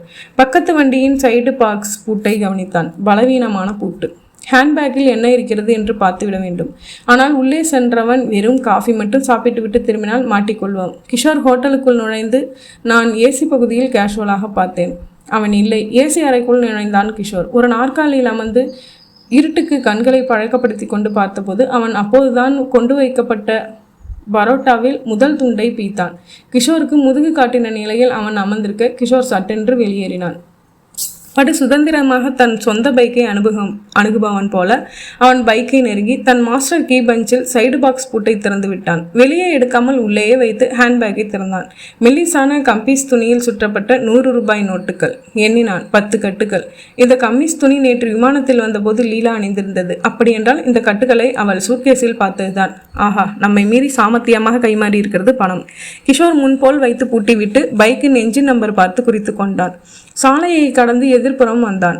வரிசையாக சில பூக்கடைகள், மாலைகளில் ஜிகினா சுற்றி கொண்டிருந்தார்கள். மணி பார்த்தான். 9:20. அருகே பஸ் ஸ்டாப்பில் அலுவலகத்திற்கு போகிறவர்கள் அதிகம் பேர் பவுடர் கலையாமல் நின்று கொண்டிருந்தார்கள். கிஷோர் அருகே கடையில் குளிர்பானம் அருந்தி சிகரெட் பற்ற வைத்து கொண்டான். இவனும் பஸ்ஸுக்கு காத்திருப்பவன் போல பேப்பரை விரித்து கொண்டு நின்றான்.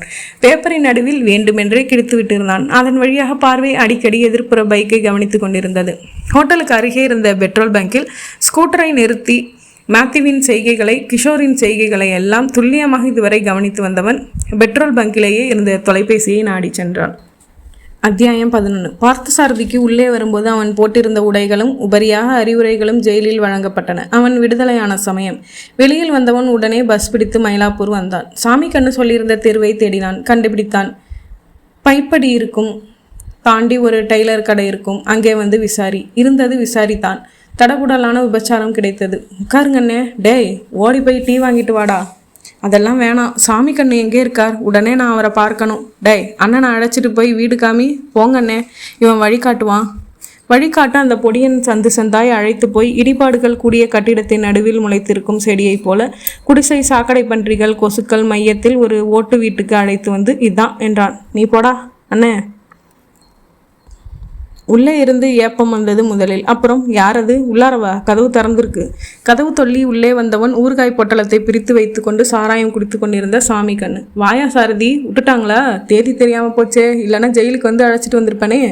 பரவாயில்ல என்று தரையில் அமர்ந்தான். ஸ்டூல் இருக்கு பாரு. இருக்கட்டும், சகல தப்பும் செய்வேன். நீங்கள் இத்தனோண்டு வீட்டில் இருக்கீங்க.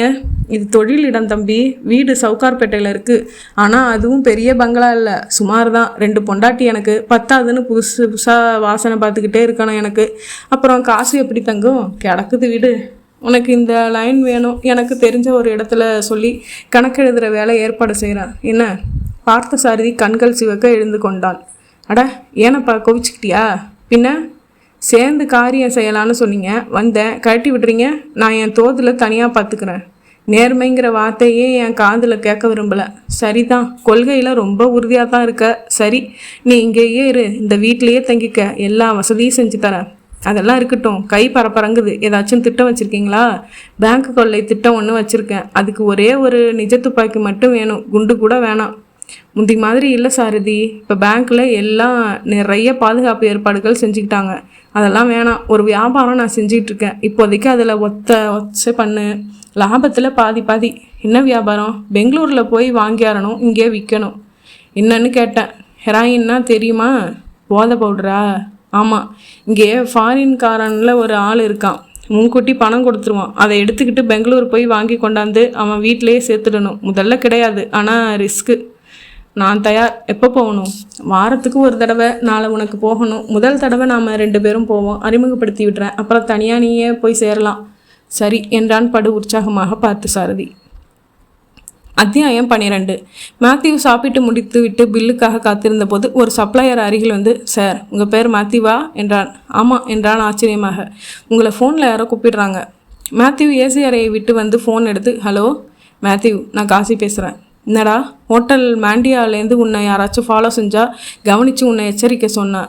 அதனால் தொடர்ந்தேன்.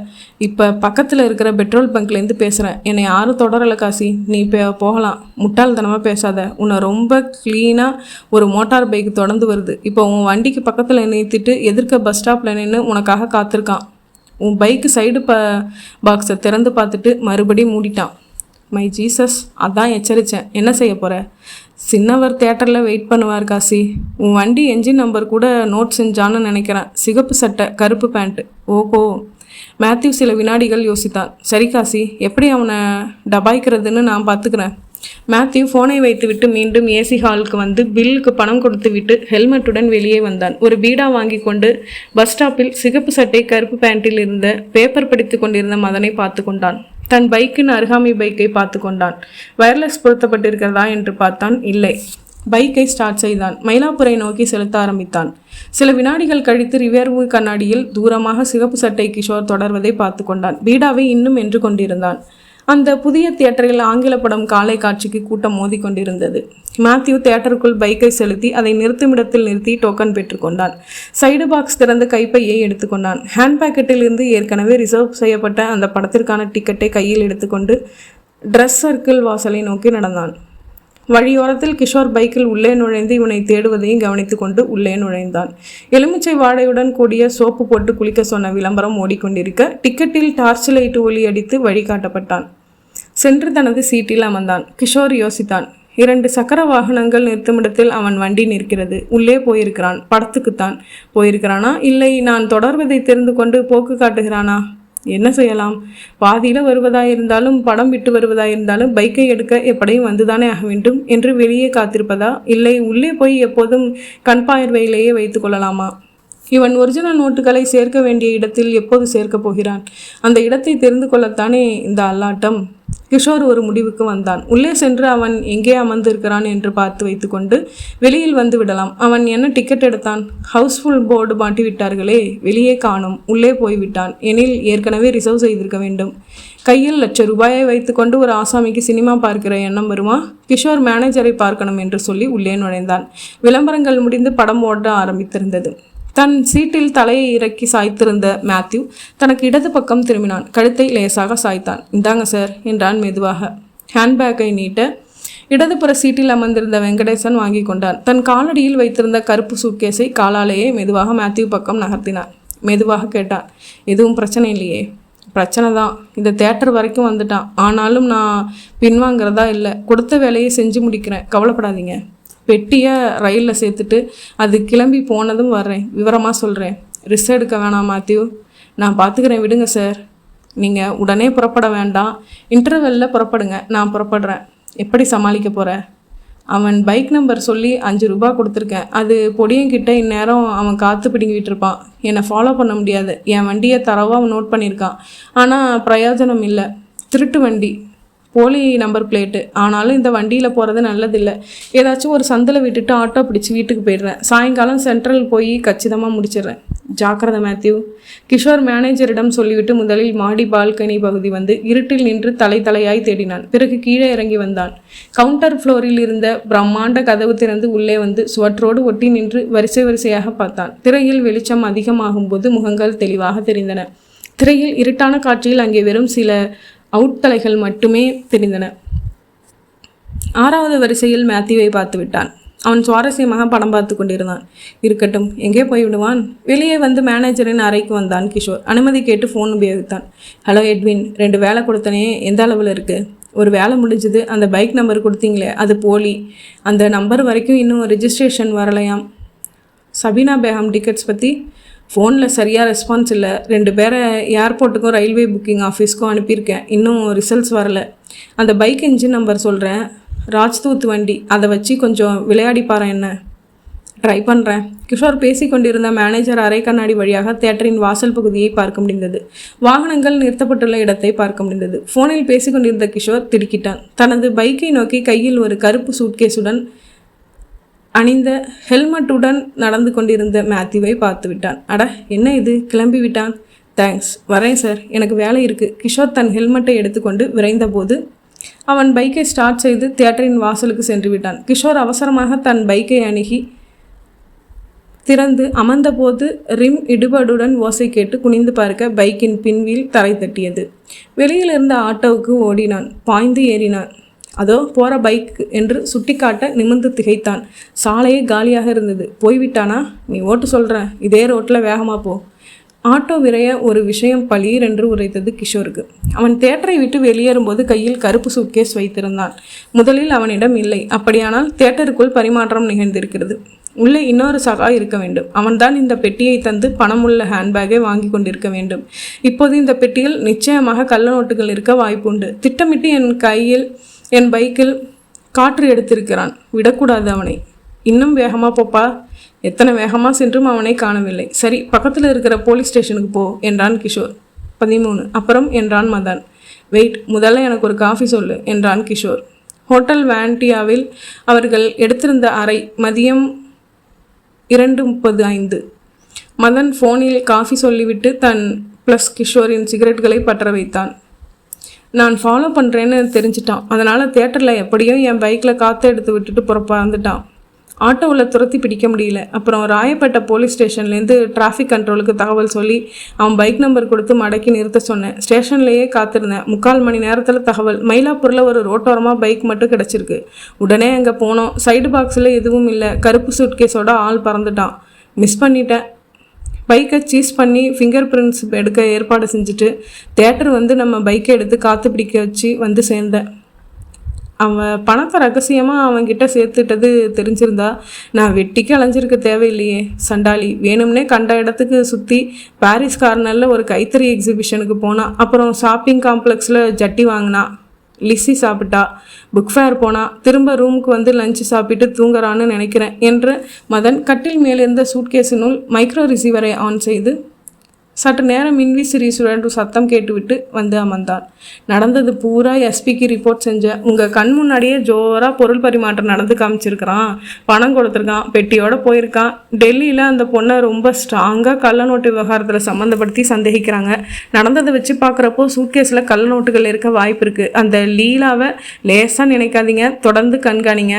அந்த சூட்கேஸை அவகிட்ட ஒப்படைக்க அவன் முயற்சி செய்யலாம். சரியான சந்தர்ப்பத்தில் மடக்கி வேணும்னா அவளை கைது பண்ணி அழைச்சிட்டு வந்துருங்க, விசாரிச்சிடலாம்னு சொன்னார். இப்போவே அவளை 4 அறை விட்டு ₹1,00,000 துணியில் கட்டி கொடுத்து அனுப்பினியே, யார் அவன் எதுக்குன்னு விசாரிச்சா என்ன? ஸ்ட்ராங்காக மறுக்கலாம், இல்லைனா கடைசி வரைக்கும் காட்டி கொடுக்காம இருந்துடலாம். மெட்ராஸில் புள்ளி யாருன்னு கொஞ்சம் க்ளூ தெரிஞ்சிருக்கும். முதல்ல அவளை விட்டது தப்பு. சூட்கேஸோடு அவனை பிடிச்சிருக்கணும். சுலபமாக உண்மைகளை கக்க வச்சிருக்கலாம். ரைட்டு, தப்பிட்டான். இனி ஆக வேண்டியதை பேசு. அவனை அரெஸ்ட் பண்ணுறது கடைசி பட்சமாக வச்சுக்கலாம். இப்போ என்ன செய்யலாம், யோசனை சொல்லு.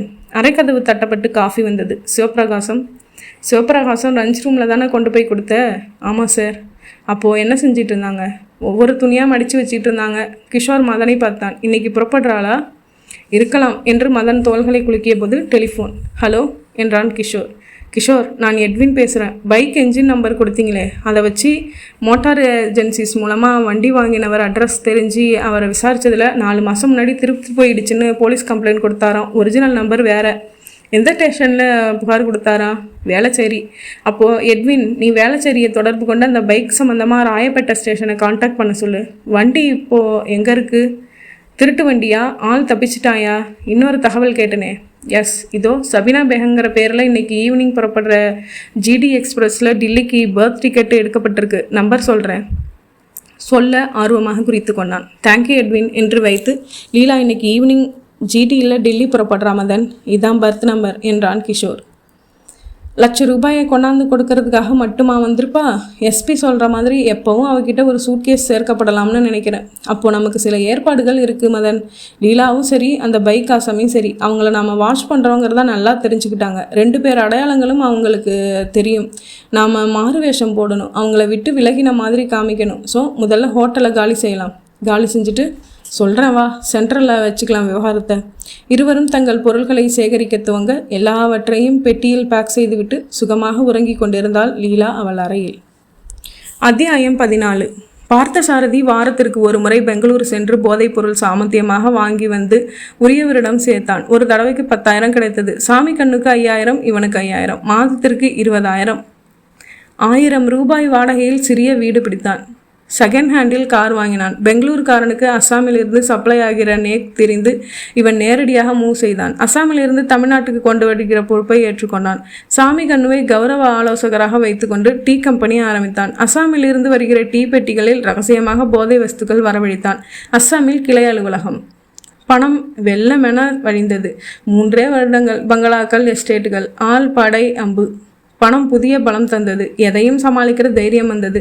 பிரச்சனைகள் வரும்போது சம்பந்தப்பட்டவர்களை பணம் சந்தித்து சமாதானம் செய்தது. விமானத்தில் டில்லி வந்து இறங்கினான். கார் வாடகைக்கு வரவழைத்தான். சூட்கேஸுடன் ஏறிக்கொண்டு விலாசம் சொன்னான். சென்னை விலாசத்தில் இறங்கி மணி அழுத்தினான் பார்த்தசாரதி. கதவு திறந்தாள் அவளே. இதுவரை பெயர் குறிப்பிடப்படாத அவன் காதலி, இன்னொருத்தன் மனைவி. அடையாளம் தெரியாமல் சற்று விழித்தாள். என்ன முடிக்கிறேன், தெரியலையா என்ன? குளிர் கண்ணாடி கழட்டினான். உள்ளே வந்தான். பார்த்தசாரதி, நீங்களா? நீங்களே தானா? ஞாபகம் வந்துருச்சா? உட்காரு. எங்கே உன் புருஷன்? மௌனமாய் இருந்தாள். பார்த்தசாரதி தன் பெட்டியை திறந்தான். உள்ளே நெருக்கி அடித்து கொண்டு பத்திரங்கள் ஒன்றை எடுத்தான். பாரு, யார் பேரில் உள்ள சொத்து பாரு. என் பேரில் இருக்கா? தலையாட்டினால் மௌனமாக, பிரமிப்பாக. இதெல்லாம் என் சொத்து பத்திரங்கள். கிட்டத்தட்ட 80 லட்சத்துக்கு மேலே. என்ன முழிக்கிற? உன் புருஷோத்தம் தான் வருமானம் என்ன? அவனோட ஜவுளி கடையை விலைக்கு தர்றானான்னு கேளு. என்னடி பதில் பேச மாட்டேங்கிற? இந்த பணம் என்கிட்ட இல்லாததால தானே மனசு மாறின. இப்போ உன் புருஷனை விட பல மடங்கு சொத்து அதிபதி. தாலியை கட்டி எரிஞ்சிட்டு வருவியா? வந்தாலும் நான் ஏற்றுக்கிறதா இல்லை. ஒரு வகையில் உனக்கு நன்றி சொல்லிட்டு போகத்தான் வந்தேன்.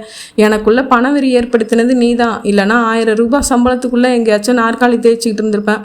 வழிமுறையானதோ இல்லையோ, இன்னைக்கு நான் பெரிய மனுஷன், பணத்தாலேயே எதையும் சந்திப்பேன். காதலை பணத்துக்காக கொச்சப்படுத்திட்டியடி பாவி, பார்த்துக்க, இப்போ வர்றேன், இதை சொல்லிட்டு போகத்தான் வந்தேன். எங்கே உன் புருஷன்னு கேட்டனே. தலை குனிந்து நின்றாள். அவர் இப்போது என்னோட இல்லை. அப்படின்னா என்னை விட்டுட்டு இன்னொருத்தையை சேர்த்துக்கிட்டு திரியிறார். இங்கே வர்றதே இல்லை. நான் டீச்சர் வேலை பார்க்குறேன். மனசு விரும்பி இருந்தால் நல்ல மன வாழ்க்கை அமைஞ்சிருக்கும். நீ பணத்தை விரும்பின, உனக்கு இப்போ அதுவும் போச்சா? பரிதாபப்பட தான் முடியும் என்றேன். சூட்கேஸை எடுத்து கொண்டு புறப்பட்டேன். வீட்டை விட்டு புறப்படும் முன் ஒரு தரம் அவளை திரும்பி பார்த்தேன். அத்தியாயம் 15. Central station. வெளிச்சம் கரைந்து கொண்டிருந்த மாலை. கிரவுண்ட் ரங்க் எக்ஸ்பிரஸ் புறப்பட இன்னும் 20 நிமிடங்கள் இருந்தன. 3 டயர் கம்பார்ட்மெண்ட்டில் பர்த் நம்பர் 27 இருந்த செஷனில் கீழே இருந்த அந்த சூட்கேஸ் இருந்தது. இரும்பு கம்பத்துடன் சங்கு இருந்த செக்ஷனில் கீழே அந்த கருப்பு சூட்கேஸ் இருந்தது. இரும்பு கம்பத்துடன் சங்கிலி போட்டு இணைக்கப்பட்டிருந்தது. அங்கே அமர்ந்திருந்த 4 பேர்களில் 2 பெண்கள் 2 ஆண்கள். இன்னும் லீலா வரவில்லை. யார்டில் இருந்து கொண்டு வந்து வண்டியை நிறுத்தியதுமே ஏறி சூட்கேஸை வைத்து பூட்டி வைத்து கம்பார்ட்மெண்ட்டுக்கு சற்று தள்ளி நின்றிருந்த மேத்யூ இப்போது முற்றிலும் மாறிய அடையாளங்களில் இருந்தான். லீலா வருவதற்காக காத்திருந்தான். மதனும் கிஷோரும் உள்ளே வந்தனர். அவர்களும் முகம் மாறியிருந்தார்கள், உடை மாறியிருந்தார்கள். ராஜஸ்தானிகள் போல டப்ளர் கட்டி, மடிசார் போல வேஷ்டி கட்டியிருந்தார்கள். சட்டைக்கு மேலே பளபளவென்று கையில்லாத ஜாக்கெட் அணிந்திருந்தார்கள். குறிப்பிட்ட பெட்டியை நிதானமாக அடைந்து கொண்டே சுற்றிலும் மேத்யூ தென்படுகிறானா என்று பார்த்து கொண்டார்கள்.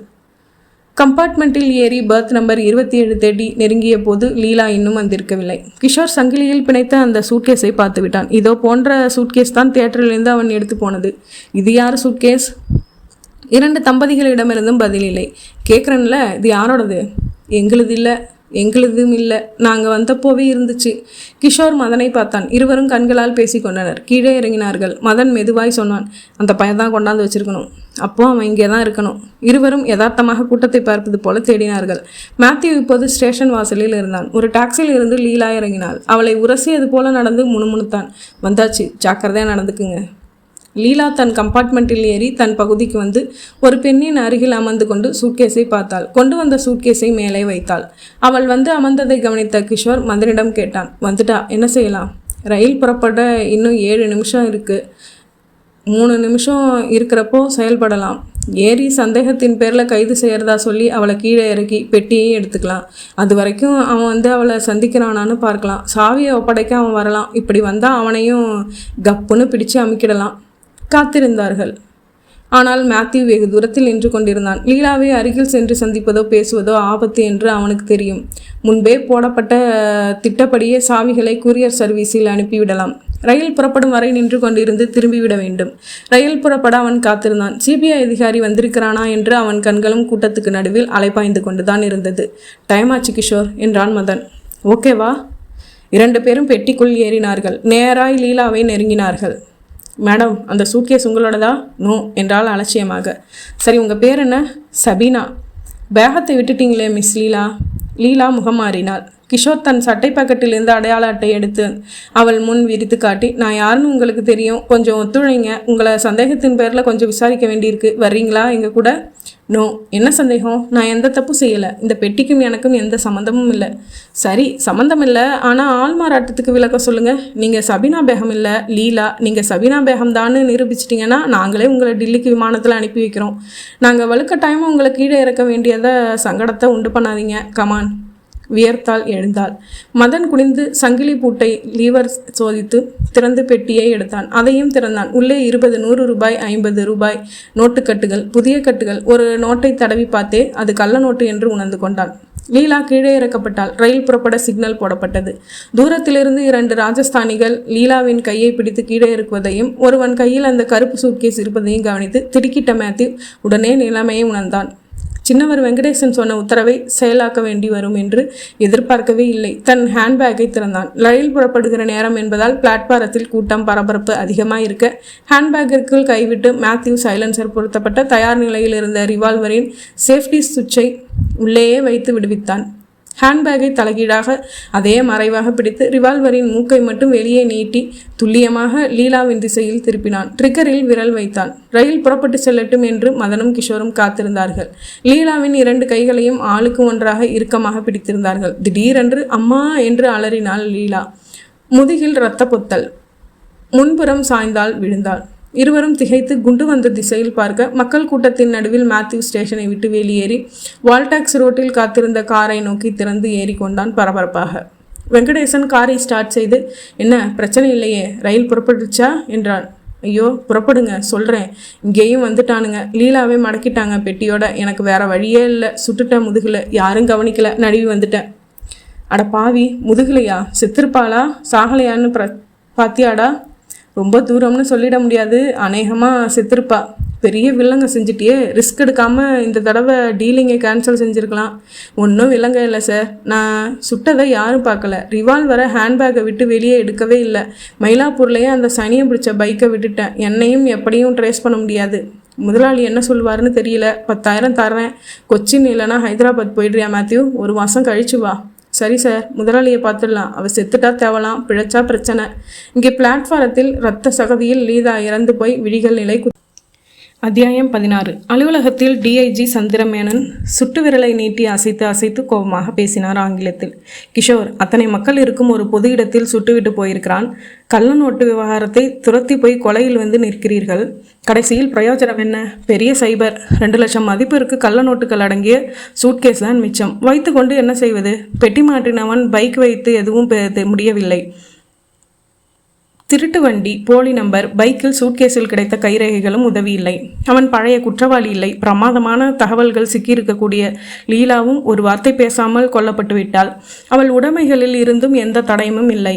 அந்த வகையில் பார்த்தாலும் இப்போது ஒரு தகவலும் உருப்படியாய் கைவசம் இல்லை. என்ன செய்ய போகிறீர்கள்? கொலைக்காரனை எப்படி பிடிக்கப் போகிறீர்கள்? இந்த கல்நோட்டு காரணகர்த்தாவை எப்படி பிடிக்கப் போகிறீர்கள்? அட்டென்ஷனில் அப்படியே நின்று கொண்டிருந்த கிஷோரின் நெற்றியோர நரம்புகள் துடித்து கொண்டிருந்தன. ஸ்பீக்கப் மேன், கோட்டை விட்டு விட்டீர்களே. சார், 2 நாட்கள் டைம் கொடுங்கள் சார். உங்கள் அத்தனை கேள்விகளுக்கும் விடைகளை தருகிறேன். பார்க்கலாம். கிஷோர் அவன் அறையை விட்டு வெளியே வந்தான். காரை நோக்கி சென்றான் சோர்வாக. உள்ளே அமர்ந்திருந்த மதன், என்ன அர்ச்சனை பலமா? நியாயமான அர்ச்சனை. லேசாக நினச்சிட்டோம், இல்லைன்னா தாமதிச்சிட்டோம். அவளை ஹோட்டலில் வச்சே விசாரிச்சிருக்கணும். அது முடிஞ்சு போச்சு, விடு. சுட்டிருக்கணும், இல்லைனா அவன் குரூப்பை சேர்ந்த இன்னொரு ஆள் தான் அவளை சுட்டியிருக்கணும். அந்த குரூப்பை பிடிச்சாகணும். பைக்காரன் அடையாளங்கள் நமக்கு தெரியும், கைரேகைகள் தெரியும். அதை வச்சு அவளை பிடிக்கணும். அவனை வச்சு டோட்டல் கும்பலையும் பிடிக்கணும். அவனை பற்றி இன்னொரு தகவலும் தெரியும் நமக்கு. என்னது? அவன் சுதாங்கிற பெண்ணை காதலிக்கிறவன். ஊரில் எத்தனையோ 1000 சுதாக்கள் மதன். அவன் பைக்கில் நான் படித்து பார்த்த லவ் லெட்டரை அப்படியே சொன்னேனே, நீ கூட எழுதினியே, வச்சிருக்கியாத? இருக்குமே. காரின் பின் சீட்டில் இருந்த பிரீஃப் கேஸ் எடுத்து திறந்து மேல் பிளாப்பில் செருகி வைத்திருந்த காகிதத்தை எடுத்தான். படியதை சத்தமா? மதன் அதை படித்தான். படித்து முடித்ததும் விசில் அடித்தான் கிஷோர். மதன், இந்த லெட்டருக்குள்ளே எவ்வளவு செய்திகள் இருக்கு பாரு. நான் சொல்கிறேன், சரியான பாரு. சுதாங்கிறவ ஒரு டீச்சர். பிரம்பு தூக்கிறதால அவள் ஒரு ஸ்கூல் டீச்சர். ஒரு லேடிஸ் ஹாஸ்டலில் தங்கியிருக்கா. அவள் தங்கியிருக்கிற ஹாஸ்டலோட வார்டன் குண்டா இருப்பாங்க. கரெக்ட்? 100%. எடுக்காரே, கண்ணுக்குட்டியை இழுத்து கட்டி போனால் தாய்ப்பசு பின்னாடியே வரும் தானா? அது மாதிரி சுதாவை முதல்ல கண்டுபிடிக்கலாம். அவளை வச்சு அவனை பிடிச்சிட முடியும். காரை ஸ்டார்ட் செய்தான் மதன். எங்கே போகட்டும்? சைதாப்பேட்டையில் ஒரு லேடிஸ் ஹாஸ்டல் எனக்கு தெரியும். முதல்ல அங்கே போகலாம். சிட்டியில் எவ்வளவு ஹாஸ்டல்ஸ் இருக்குன்னு அங்கே விசாரிச்சுக்கலாம். கார் சைதாப்பேட்டைக்கு விரைந்தது. கிஷோர் வழி சொல்ல ஒட்டி அந்த பாரதி மகளிர் விடுதி முன்னால் நிறுத்தினான் மதன். காம்பவுண்ட் ஓரமாக வரிசையாக நெட்லிங்க மரங்கள். கேட்டில் வாட்ச்மேன் பாக்கெட் டிரான்சிஸ்டரில் பாட்டு கேட்டுக்கொண்டிருந்தான். வார்டனை பார்க்க வேண்டும் என்று அனுமதி பெற்று உள்ளே வந்தார்கள். வார்டன் ஒல்லியாக இருந்தார். கிஷோரை பார்த்து ஸ்நேகமாக புன்னகைத்தான். மேடம் சௌக்கியமா? சிட்டியில் விமன்ஸ் ஹாஸ்டல்ஸ், குறிப்பாக ஒர்க்கிங் உமன்ஸ் ஹாஸ்டல்ஸ் எவ்வளவு இருக்குன்னு தெரியணும் என்றான் கிஷோர். அதில் எந்த ஹாஸ்டலில் வார்டன் குண்டுன்னு தெரியணும் என்றான் மதன். எனக்கு தெரிஞ்சதை சொல்கிறேன். சொல்ல குறித்து கொண்டார்கள். புறப்பட்டார்கள். மாலை 6 மணி வரை 5 விடுதிகள் சென்று திரும்பியிருந்தார்கள். 5இல் 1 தான் குண்டு வார்டன். ஆனால் அங்கே சுதா என்று டீச்சர் யாரும் இல்லை. 7 மணிக்கு மந்தவெளியில் ஒரு விடுதிக்கு வந்தார்கள். அந்த வார்டன் ஊரில் இல்லை. உதவியாளினி தான் இருந்தாள். சுதான்னு ஸ்கூல் டீச்சர். ஆமாம், இங்கே தான் தங்கியிருக்காங்க. வா ப்ளீஸ், அவங்கள உடனே பார்க்கணும், கூப்பிடுங்க. அடடே, அவள் சொந்த ஊருக்கு இப்போ தான் 1 மணி நேரம் முன்னாடி புறப்பட்டாங்க. திருவள்ளுவர் பஸ் ஸ்டாண்டுக்கு போனாங்க. எந்த ஊர் அவங்களுக்கு? விழுப்புரம். நீங்கள் தயவு செஞ்சு எங்களோட வரணும். பஸ் ஸ்டாண்டில் சுதாவை அடையாளம் காட்டணும். திரும்ப கொண்டு வந்து விட்டுறோம். விழுப்புரம் அட்ரஸ் வேணும். லெஜர் பார்த்து சொல்ல குறித்து கொண்டார்கள். புறப்பட்டார்கள். அந்த பெண் மாலினி என்று பெயர் சொன்னாள். மாலினியையும் அழைத்து கொண்டு மதன் காரை உச்ச வேகத்தில் விரட்டினான்.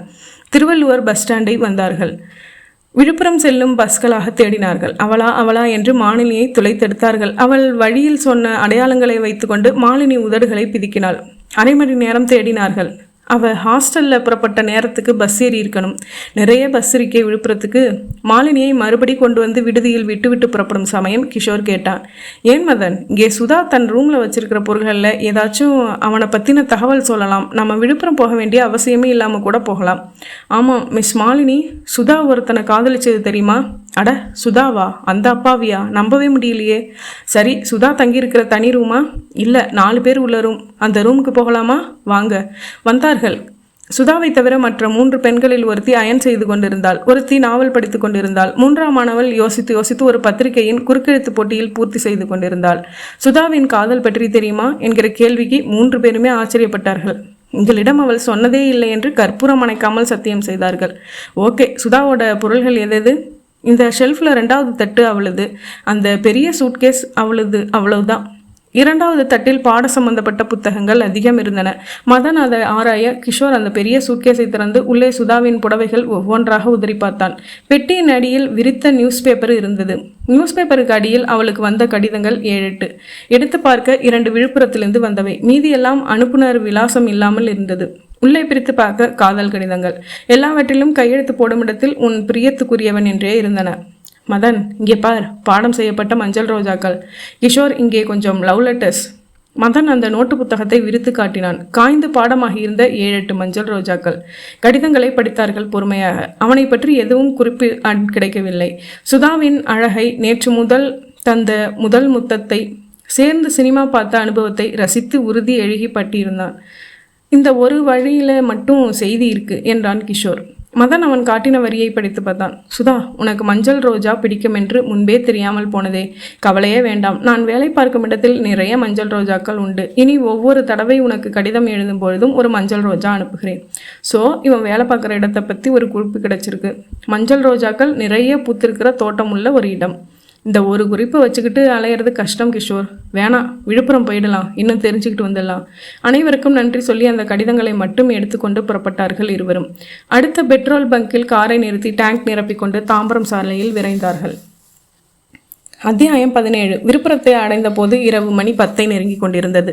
பெரும்பாலான கடைகள் மூடிவிட்டார்கள். ஒரு தியேட்டரில் 2ஆம் காட்சிக்கு கூட்டம் அலைமோதியது. சூடாக பசும்பால் கிடைக்கும் என்று ரோட்டில் வழிமறித்து போர்டு வைத்திருந்த ஒரு கடையில் பால் சாப்பிட்டுவிட்டு விலாசம் காட்டி தெருவுக்கு வழி விசாரித்தார்கள். சொல்லப்பட்டார்கள். குறிப்பிட்ட தெருவில் கார் சற்று சிரமப்பட்டு தான் ஓடியது. காருக்கு கர்ப்பமாய் இருந்தால் தெருவில் நுழைந்த சில வினாடிகளில் கலைந்திருக்கும். தெருவிளக்குகளில் பாதிக்கு பாதி சதி செய்திருக்க. வீடுகள் பெரும்பாலானவை உறங்கியிருந்தன. சிறுபாலானவைகளில் டெலிவிஷன் சத்தம் கேட்டது. கதவிளக்கம் பார்த்து அந்த ஓட்டு வீட்டின் முன் நிறுத்தினார்கள். உள்ளே விளக்கறிந்தது. பேச்சுக்குரல்கள் கேட்டன. கதவு தட்டினார்கள். திறந்த பெரியவர் சட்டை போடவில்லை, வேஷ்டி மட்டும் கட்டியிருந்தார். உள்ளே ஓரமாக வைக்கப்பட்ட லெதர் பேக் அருகில் சுதா தன் அம்மாவிடம் சிரித்து பேசி கொண்டிருந்தாள். மிஸ் சுதாவை பார்க்கணும், மெட்ராஸ்லேருந்து வர்றோம். அவள் இப்போ தான் மெட்ராஸ்லேருந்து வந்தா. நீங்கள் யார், என்ன விசாரிக்கணும்? உள்ளே வந்து சொல்கிறோம். உள்ளே வந்து கொண்டு வரப்பட்ட ஸ்டூல்களில் அமர்ந்து சுதாவையும் அவள் அப்பாவையும் அமரச் சொல்லி நிதானமாக ஆரம்பித்தான் கிஷோர். சிபிஐனா உங்களுக்கு புரியுமான்னு தெரியலை. நாங்கள் ஒரு கொலை சம்மந்தமான ஒரு ரவுடி கும்பலை தேடிட்டு இருக்கோம். இதில் சம்மந்தப்பட்ட ஒருத்தனை உங்கள் பொண்ணு சுதா லவ் பண்ணுறாங்க. என்னது என்று எழுந்தே விட்டார் அப்பா. இருக்காது, என் பொண்ணு அப்படிப்பட்டவை இல்லை, அதை அவங்க சொல்லட்டும். சுதா நிமிர்ந்து, நான் லவ் பண்ணுறது உண்மை, ஆனால் ரவுடி கும்பலுக்கும் அவருக்கும் எந்த சம்மந்தமும் இல்லை. அவர் நல்லவர். எல்லா காதலர்களும் ஏற்படுத்துகிற இமேஜ் தான் இது. சொல்லுங்க, பேர் என்ன? மேத்யூ. அடி பாவி என்றார்கள் அப்பாவும் அம்மாவும். இருங்க, நாங்கள் விசாரிச்சுட்டு போன அப்புறம் உங்கள் பிரச்சனையை வச்சுக்கோங்க மிஸ் சுதா. நீங்கள் நல்லா ஏமாற்றப்பட்டிருக்கீங்க. மேத்யூ மஞ்சள் ரோஜா அனுப்பினானா? உருகி எழுதினானா? பைக்கில் சுற்றினானா? அவன் சுத்த அயோக்கியன். ஒரு கள்ள நோட்டு கும்பலில் இருக்கிறவன். ஒரு கொலையை அவன் தான் செஞ்சுருக்கணும்னு நாங்கள் சந்தேகப்படுறோம். அவன் நல்லவனா கெட்டவனாங்கிற ஆராய்ச்சி எங்களுக்கு தேவையில்லை. மேத்யூ எங்கே தங்கியிருக்கிறான், எங்கே வேலை பார்க்குறான், என்ன வேலை, இந்த தகவல்களை சொல்லிடுங்க, நாங்கள் போயிடுறோம். மேத்யூ நுங்கம்பாக்கம் ஹைட் ரோட்டில் ஜூலியட் அப்பார்ட்மெண்ட்டில் 7ஆம் நம்பர் பிளாட்டில் குடியிருக்காரு. அவர் மட்டும்தான் இருக்கார். ஒரு ரகசியமான வேலை. என்ன வேலைன்னு சந்தர்ப்பம் வர்றப்போ சொல்கிறேன்னு சொன்னார். நம்பி நீங்கள் அதை போலீஸ் உத்தியோகமாக இருக்கணும்னு யூகித்தேன். நிஜமாக அவர் நல்லவர் இல்லையா? கள்ள நோட்டு மாத்திரவனை, கொலைக்கு துணியறவனை நல்லவர்னு சொல்லுவீங்களா? உங்கள் தகவலுக்கு நன்றி. இது எங்கள் ஃபோன் நம்பர். மேத்யூ உங்களை சந்திக்க வந்தால் இந்த வீட்டை சுற்றி மஃப்டி போலீஸ் உலாவ ஸ்டேஷனில் ஏற்பாடு செஞ்சுட்டு போகிறோம். அவங்க வந்து அறிமுகப்படுத்திக்குவாங்க. அவங்கக்கிட்ட உடனே சொல்லிடுங்க.